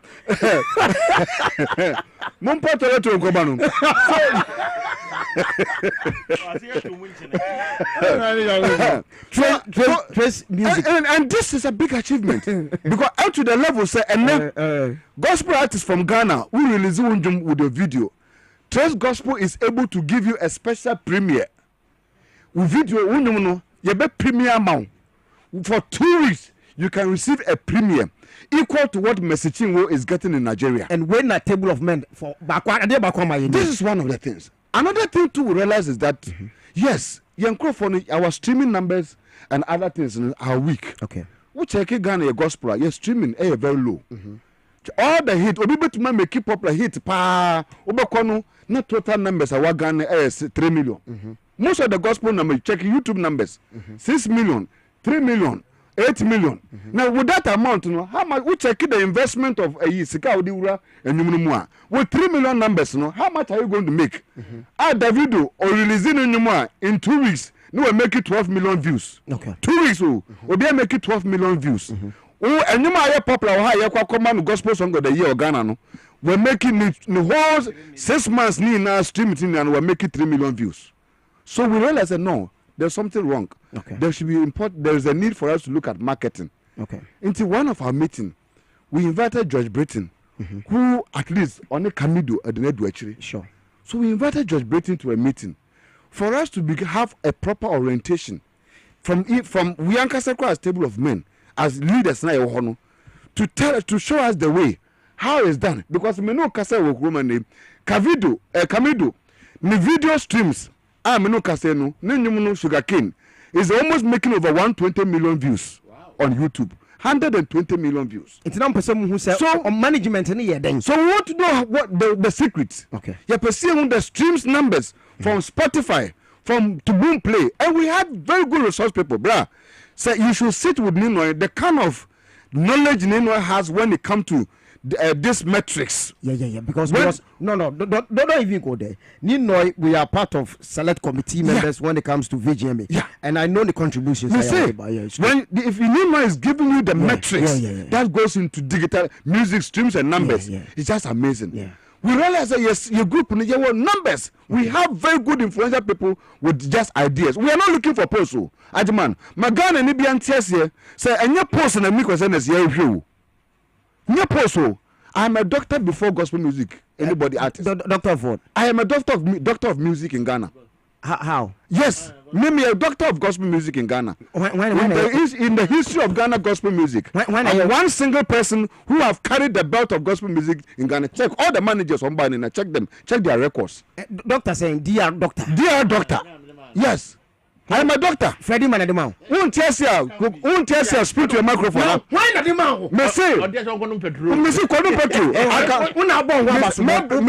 I'll come and show you my certificate later, but that is not a subject matter. I am a doctor of music. Because my works are there on the field. The job did the ground. Can anybody stand with my achievement when it comes to artists that are produced in Ghana here? You're managing for more artists. I don't go and manage to be artist. I want to produce no. Now, friend will be so construct you. Me, I go to the ground. Artist in my bedroom. No, question in some. Never public. Go and check when they say. From her mother's bedroom straight to stardom. From Germany. Yes. That is what it is. Yeah, from Germany. From her mother's bedroom straight. No, that's what we are talking about. That one from another conversation. That is what we are talking about. We talk about we are talking about fact and records. We are talking of coach or see saying one kasa when you one kasa to one. I won't say that for anybody to just look. Obi one gospel song be made by being kakasa. No, go and check my records. Go and check my record from Francis J, Wendy Shea, Kofi Sapo, Just Blessing, Benny Sofer, Priam. Go and check them. Can anybody do any artist manager in Ghana here have that records? Agyemang, artist manager also work from her. I already question my record no. Fanabra, no meaning me no banter to banter. You improve. So if such a person am alive, if me question is, if I'm alive, I need to add my influence and my knowledge to the growth of gospel music. This is what we're doing. Obinate, we were doing training seminars. I appreciate training gospel artists. We want to train them into understanding songwriting, compositions, understanding music business. We are bringing topics and training people. So I was as president, it was just a small part of our existence. Okay. And ours was just a small part of it.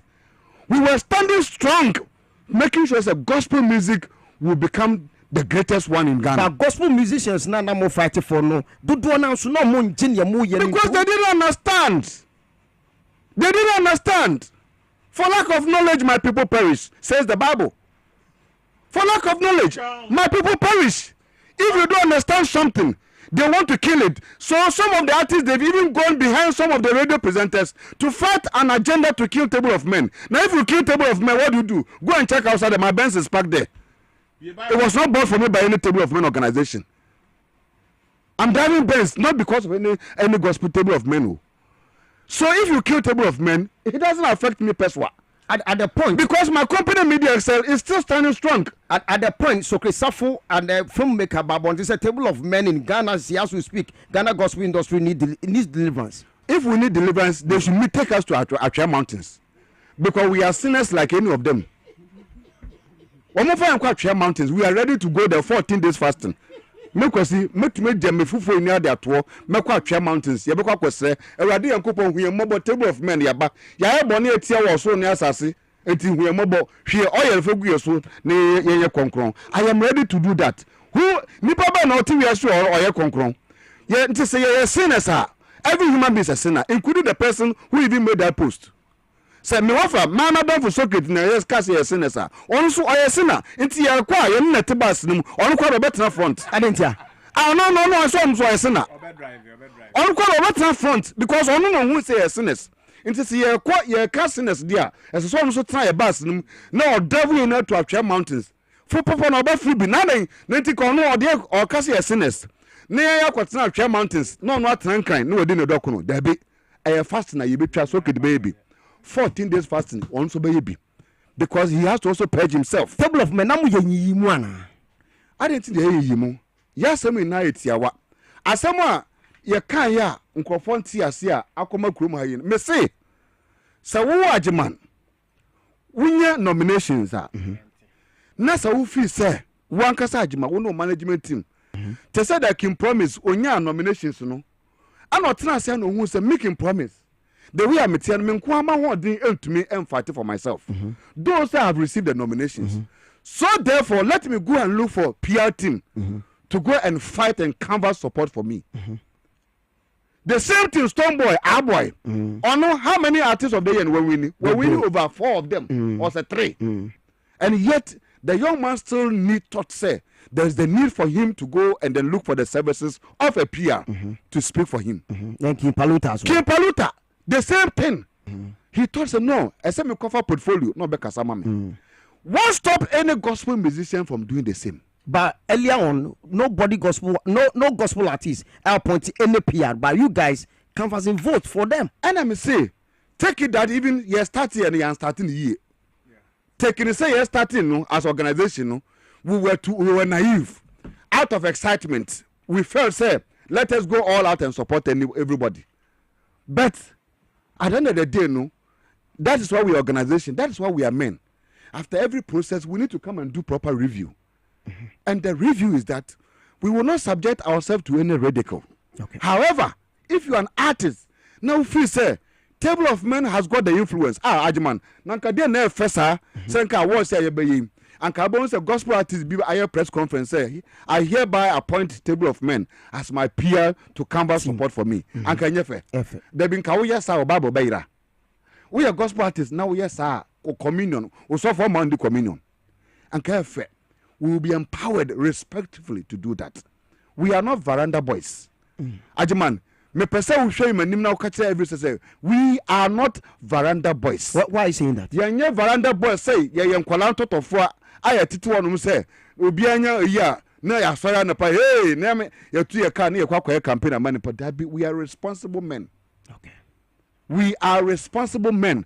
Ya wo adwuma ye. Apart from that, we have built prestige for ourselves in the field of job that we do. Go and check Ninoy. He's a banker and as well as an artist manager. Go and check them. Ninoy is today as I'm talking to you now. He's a member of the governing council for UPSC. These are the people we were having. Asema Okani say na see a message.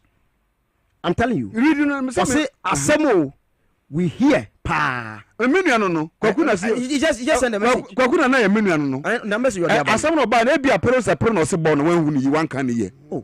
Questioners. Why saying that? Mr. T. Bra, Mamma Cassim. As some about also then, okay. Me say, be a produce a pro, you know, send them out now. Can be one praise a pray. Why saying that? Bra.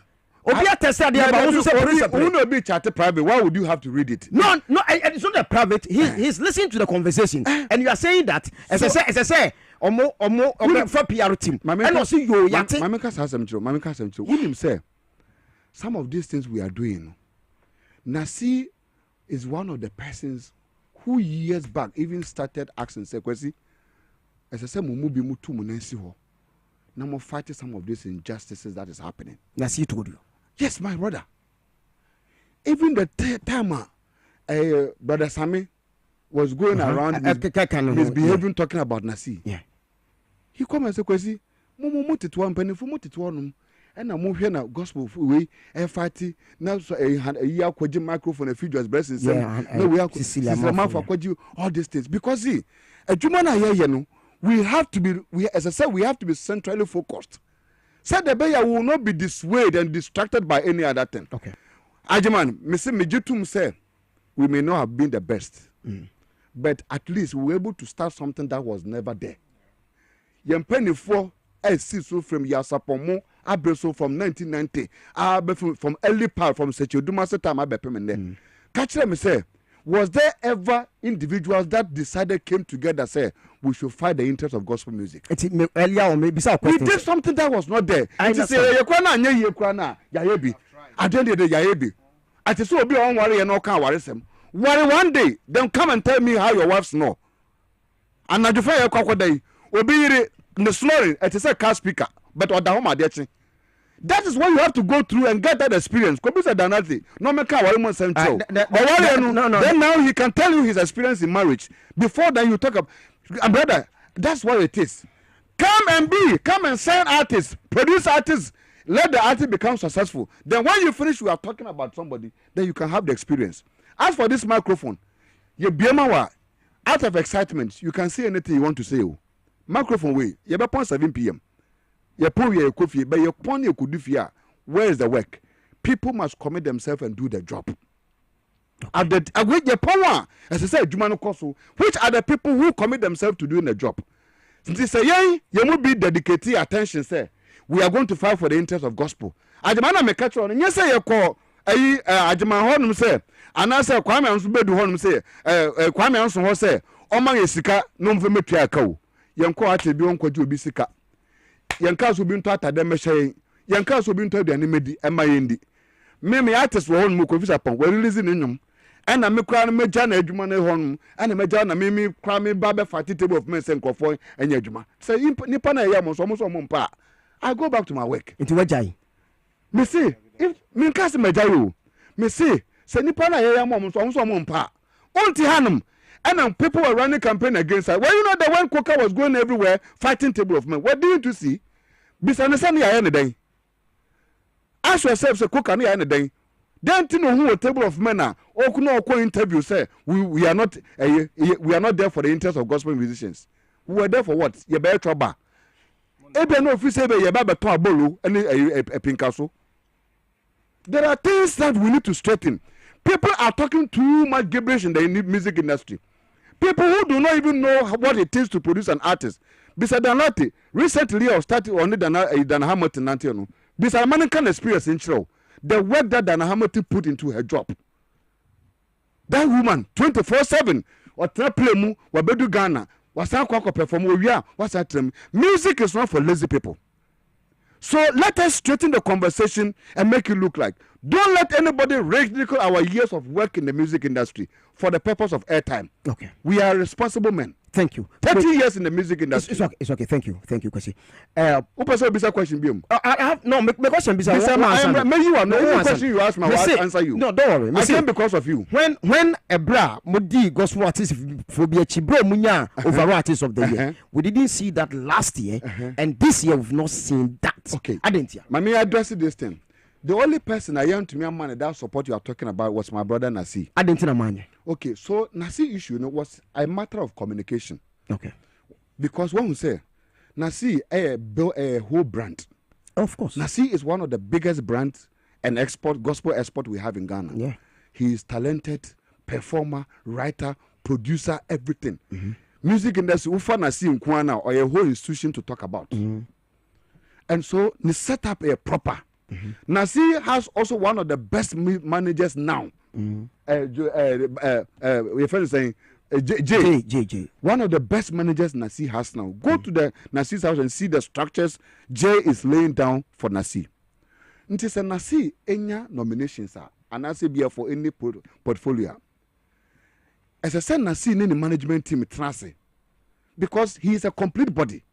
Or the lawyers or the BBR. It is proper for Nasi in his management but trust.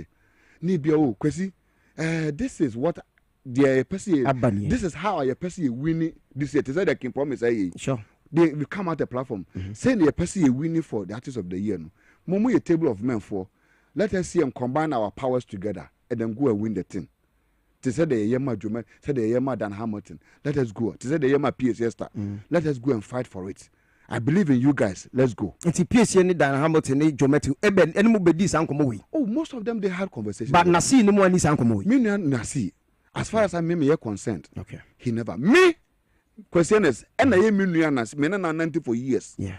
And I may call Mark Brown on your show time. I'm a pandit there. Me offer ni coach in the world, many coach in the world show no so. And I may say, I was not yeba this year no. Senya artist was another time not artist but could be no in contention. There was one artist be no one so popular pa secular artist. And the year the review no omo two and then I see woman no we very vibrant pardon under the year the review. And I me koka say senya sa artist no cry no release nyumu a anka artist of the year no anka me nya awards no anka yen friend na see na yen fa awards no ma no straight because baby na see na nyum aseda adu the impact performances from Accra to UK to everywhere no the young man deserved to be awarded. The file and the tape is there at Unia TV. Okay, anybody who doubts can go and see it. I Table of Man chairman, I did that pronouncement first. Okay, even before anybody. Yes, I didn't. Is Nasi happy with you? Nasi, maybe my brother will not be too happy.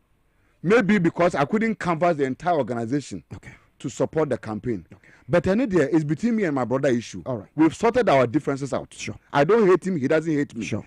Mistakes can come. And I make say it could be an issue of mistake. Communication. Communication. Yeah. Yankasa. Yeah. And that's how we win about any mistake. We are no I don't know. Yeah. Okay. I assume the buy. Mini okuna see baby obi on fanche. It's an error. Okay. That happened. Now mini okuna see. Me question is me buy we are see. My life I'm dedicated to born on a career in the life no. Me sure say nana betuma use only one awards back one. Young fan I make judgment over me questions. My life towards his life. We become brother partners. Sure. Sorry. Yeah. So it will be difficult for Nasi to even sit anywhere and say because a man called campaigner man over that award no metana na say be a BB say koso. No way. So me da under. But it's a mistake and I sincerely apologize on this live TV on his behalf, on all of us on behalf, say Bia, Yentuman, yes, hard enough for man, and also to the entire gospel industry. But Michelle Boss, should in case anything should happen in the near future, will have my support. He have my support today, tomorrow, and the next day to come. That's what I'm saying. Thank you. Yeah. Yeah. No, monsieur. Yeah. I want tea, me a cup of tea. Munya tea, mommy. I want munya tea, mommy. Yeah, I need sandwich. I want to eat sandwich on this. That the producer. Yeah, but you wouldn't say we know our producer. No, prepared.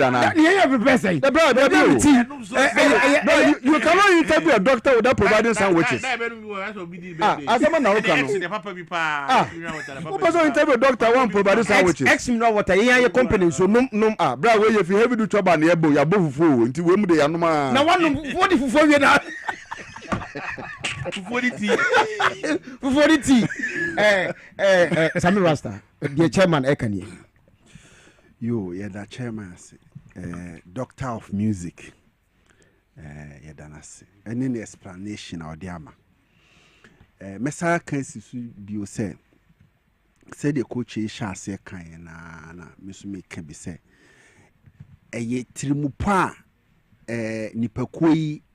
Eka bomu eni adwena omodwen yese omobeye no omo de beboa gospel no adwempa mesa can be na metie no komo na woni ne twetwe na no ade ba ko na eche madwen ene say obi tena se ka say table of men selective wa nipa no odi kana onika of Agyemang me pese me hu say was there any point where these great men said, let us call our gospel musicians and tell them our vision? Were there any point in time where omutana sika omuhu bomu no omuka sa yen ton san frɛ nipa no omo ayepese ye adwuma ma omu no ana yepese ye de ye hoɔden ye resources ye bibia ye adwuma eboa omu no? Was there any point in time omu frɛ omu edan tribupona di chain omu ana? So omu dan anka ebia omu be invite me man hu bibia sa. If that is the case, no be kase who say mu ye yimu a nipa ni dika. Okay. Because man there be anchire na manantia say just as he said, lack of knowledge, my people perish. The person doesn't even have knowledge of what you are doing. How does the person understand it? Okay. Okay. The whole of this week, why a call? My call. The whole of this week, why a call? Calls. Why a calls? Have you called me? No. That means you are selective. You are selective because you are selective. Yes, I am selective. So I question be me is selective. You are selective. I agree. I didn't know anka say ane kan dia Agyemang ka osora no pa. I say we free Ghana. No. Ghana muntie. Doctor Mpacho, me Agyemang nsi boy. I admit. So you are talking about say lunch. No. Na press conference. Briefing whatever. Ana press briefing. But Agyemang, asema meka no. Ebia na obi antie me here. We are a young organization. To watch it. We are a young organization. After na ya start kra. Me no ka say your Facebook na dadi na kra no. Ya launch ni na eba. We take our time to do the thing. Show. We kra na ya to ebo ase no. Ya hihye no bra. Eno kra ni mu nsam ni o. Ya to because you see we need to come up clear with the proper documentation. Okay. Ya won krofo a piloting all these things. We are coming out the scope of the organization, all the preambles, our objectives and everything. We are coming up. Beginning, yes, we were so vibrant, excitement. Uti bibias ya. It is abrantia wa foforo. Udi o yiri kwahye dem a, udi sudu. I feel 1 month na ati wani so. Wanyim not tintesu na afi na waji wani so. So what I say. So sometimes na many be wa. I want our industry people to slow down. Okay. Mun slow down. Omo ya man na official do. Na me bisa Agyemang. At the end of the day, papa you not here. Ni interest ne say. The interest is that table of men upon good things here make a come about trace winning now. So we are industry personnel. You should actually fight for the interest organization and help the organization to survive. Gospel billboard the ambassador music as a trace music now a bonum no omo just free gospel for no and I say free. Oh, there are some of the activations need be paid. All right. Yeah, the Uber premium service. You pay I think $600. Okay. For Uber go to $2,000. Okay. For special services. All right. And a premium for and the menu cause anti money watch you different room. What I say? Anti catcher no. Say anti money watch you no different room. Uber home delivery. Anti money bet my girl about me watching am home service. Okay. And Mr. Sambe Mr. First. Doctor, me chair. What I'm trying to say is we were Adwempa for a certain group of people. Okay, you say I feel I'm more to Tonyama, but group na go ahead to help certain people already. It wasn't wrong. It was not. So what me Martina platform is about my basoda. And I don't know more about still. No, what has changed? Me can't me more basoda. What has changed now? What I'm trying to say is and what say Mutimi Emma gospel musicians, you know, at least just give them some kind of a call and tell them this is what you are going, because I heard you on Peace FM saying say you say motete one you be repeated there motete say obi ba ya na moboa no so me a minni mutiri mu po minni mu vision no me hu say mo boa dan na Hamilton eduru me so no minnim kwan a dan na fa so oba am ho no afa na obeka kire say mo de mo nti wo kwa na mo no gise ye approach mu ansa etira me che say Edu kwame with all this what the can say that wo no na ka wo pesa o che say anka ye wo fie te say ye te say bia no Agyemang Matilda nya nominations na no doc na ya ba kwame nkoma circle na kita brass band na e mu bia no. That's not what I'm saying. That's what you want to say. What I'm trying to say is that is obi anya nomination no in some what can you and I was no say nya so obi anya nomination ya start na e no me say me di kan say me so antie me say so obi tena ba bi sam yi mu a nipa no nifo because uti an some what can you no obi a gospel musician oni it's a no more Agyemang for the entire gospel industry. No one done a dinche. Now, a gospel musician being so who say, "Oh my, bibia my gospel." That's not where I'm coming from. Okay. So me say, oh, because say, oh me ye more, ni panidika. Agyemang. That's what I'm trying to say because, and someone what can you know a good vision for the but artists no entirely because maybe on Ben. Okay. On Ben Dr. Kosienes on Ben Ninoy on Ben Way and mu kutam agenda na moye I didn't know for the interest of the whole industry and you did not call them say okay ye nuanom ye nimu na ye adwuma mo ye at you are explaining say na bi no dream say mo ye for the urban why wouldn't they think that when you have not clearly explained your vision to the entire gospel fraternity say ya base ye pressure group say ye pese mu di ye pese ye boamo. Okay, Agyemang. What did they mention? So what I'm trying to say is that you people should just set the record straight and come out with your vision clear to the gospel musician so that they will know and back you. Drink water, Agyemang. Therefore, obi a want here gospel musician be a want here nka bia no. We are sorry. We will come and tell you our vision. Okay. So we also now feel say bia o. We feel say ya from so say ya meka your vision ni bibia nkyerɛw na how too much you can sue us. You can sue. Okay. Because a right of every citizen. Okay. When you sue, we will come to court and respond. Mati. What I say, ebia no bi wa handle too much. This is a very cheeky. No, but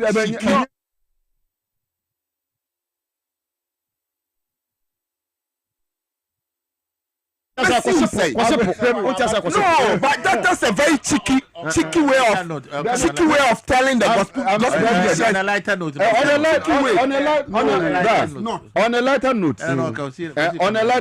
Okay. That is just by the way. Yes. Agyemang, first of all, Mamenda Brasi, Rasta for that beautiful submission. Sure. But so with him in common so I make sure we are reforming a lot of things. Okay. And this conversation, they are all part of the reforms. Okay. We want to undertake. Sure. However, we are believing God, sir. The level of or tiny or name as an organization for willingly deciding say you perceive support to gospel people no or tiny amane ye boom no me bomb pie say so betra na organization ankasa kwa no you betumi reset yourself. Okay. Now you put proper structures in place. And then maybe out of excitement and out of a lot of things, you know. Okay. You to me, I'm starting to say the idea na Kwame Peno, and any other any Peno. Rasta Peno. Same Rasta. It's Same Peno. And maybe some people may have some Yaudi. Okay. Amount of Benbenya Yaudi Kaka is part of it. Okay. President by ministers or appointee or Munyacho say, Omina Kwendis for Nankas members and be crap are happy about it. But the president has appointed them. Sure. And you know, and your loss Nina near Beshisha and the Bayan Kofu be dead at a time. With time, no time is the best healer. Yeah. You people will get used to it. And so, but me person me catch it, me general video so. I catch every gospel musician that listening to us say. Men try home will be in country say. There are a section of people in the music industry who are there fighting for the interests of other people and looking for the downfall of other people. Okay. Because that's kind of thing, metia. Because and your question is natural Bible. Okay. Gospel music, Too many ojana woman no. Nya question is aso dem ne dem na wo. Okay. It is in the power, it's in the house of God. All power belongs to Jesus. Sure. Enti minu de nti anipa da sene betumanya to me. Say or no person of fight it here gospel musician. And as Debbie one kasa artist no say wo to nyum na wo to no. So woji wudi pa say sumi na wo de adwuma. You not even have that thought say obi betuma fight against me. Never. Ye wo honum ye anuanum one family. Okay. Ana nipa no so omo ye adwuma no obi aso ya artist manager. That is why we decided to converge among ourselves as artist managers. Because we ye na enim amane enemu. Ye na enim ye ha, we have common interest. Okay. We have common problems. All right. Into ye share we can actually address the bigger issue that is facing the entire music industry. It must be say let nobody bewitch anybody's mindset. Okay. Say there are people who are seeking for the down for anybody. No. However, to say the name of a coach in every industry biano, there could be setbacks. Kakra 92 womb kakra and the uber circular womb and the power 97 hakra no 92 waha. A human institution. A human institution. What I say, artist office romance, company beer will be office romance. Office exists in every company. What I say, office. They say the office back or buy. So the office boy. Wo dey bedjuman tam na hwa de bokoro no bi to bi says wo bi table so na na gaza so me kan so chew ka say me offer no I know on no try me first music video video na mother na Ejato studio ampa Ejato who does Ejato studio Ejato today me music video reggae one na there be twa bisa yesu no I don't need twa Ejato studio up to today when you rushes but we need the feature geometry on it. Okay. The feature geometry on Bisa Yesu. The song will come out. Thank you. Okoto employee. Okoto. Table of Men chairman. Kwesi next to betima organize Iraq Music Awards because of akoma. Nkrofo ya agbo omu yi wose wonpe. Ye won gospel fo na sa Table of Men na ye gumani masinya. Gospel fo na yesa. Menje ni se secular ni bia benya bere yesa. Agyemang Prempeh infa na wonantu fi ya okoshi akwamna dumo. Medanti free capais to kokomlemle. Infa na sa akode nantu fi ya oba nkran ebe okwadom FM onantu. So adene say obi anu obeka so nte Table of Men ye. Ba Ghana fo na adene say yengu adene ni mase. Na me cannot ase. Me de obi rekasa uye din ana wutie no. Won pese obetie na obe argument because won pese obetena se. Okay. Me de adiaba me de boa gospel musicians. Na me cannot ase. Gospel musicians ni bebiri wo ho a ba bi aponu che bi okwohwe no download. Nti o patch say one Table of Men ya na. Ana wonim kwesianes number. O patch what ase. So adene say ni won anu wo de gu no gospel fo no anu wo ye won o. Obi anu wo ye won. Chata ole ni time obefa video na obefa phone na wakaseti ya gospel da bi oni sa time won han wo church won yemmoa na de nkoso se wukuru de brimu a ma bejewu se wunya awards bi upese promote wunyom bibi upese oyibia wo de tu benyen enye de asempa eti. Thank you for chairman say name akuma mama zimbi ene osiri ma no yen mama yi yeah it's true o ma 7 pack say kan no opanyi somewhere kosi ba prophet naje gezi ni papa na wo hwese ne in 1 week prophet Advocacy that you know I invite all musicians gospel near phone you some run na yonkobua Dr. Ernest question is your last word then we say my last word me person me the bomb pie my gospel music industry adan me person me bomb pie bo ye yankopon ne ya bank say da wase enne so ye de dwumade hye wonsa ye de gospel music say what guy na hye wonsa erade ye hia kunimdie yehia se utumi ba ye adwuma yehia se bibia be koso na gospel music atumi atumpon awo se ye be kwakoye ma gospel music ndi nkunim gospel artist bi obegina stage so perform no me performance enyo kra behwe boye ni yenye sika yentumi fanye gospel music adwuma ewade ni ompa ye yesu a ote ba bia opese ye adwuma ina so se no ewade bubunugu for mine in Jesus name amen.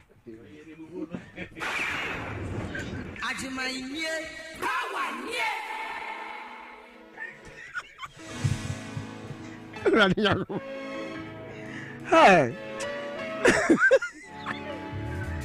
Some rasta wo bebu bogu for.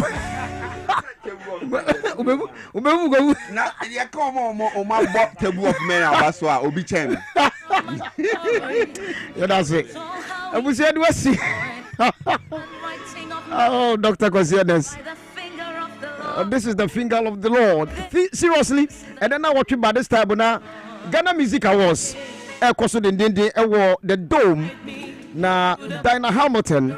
Obian Votima Dinah Hamilton. Obian Votima Dinah Hamilton. It says, or you're one of the gospel musicians. Otibu said, oh, but you papa. Or performing waha. No try ticket no kwa. No try ticket no baha. Na the person be and say, Ufa will tell us mobile phone now. Then just dial *1767 hash. *1767 hash. That is *1767. Now for the follow prompt to the Votima Dinah Hamilton. Omenya best gospel artist of the year. And then international collaboration of the year. International collaboration of the year. This song feature Mercy.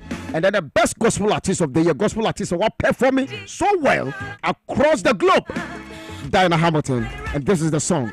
Thank you all for doing the listening and watching us here on Power 97.9 FM, Radio XYZ 93.1 FM, TV XYZ, and then all our social media platforms, including the Facebook and then the YouTube. Thank you very much. Nyame adoma watching eye kwasiada. Yenyina yenko domfo nyankopon anim yenko soro ne yensomo no. Ejuada at exactly 3 p.m. Enemy Shabra Media Kwaba Drive Obrel on Radio XYZ 93.1 FM. Within the Agyemang Prempeh. I'll see you when I see you. Have a wonderful weekend. Agyemang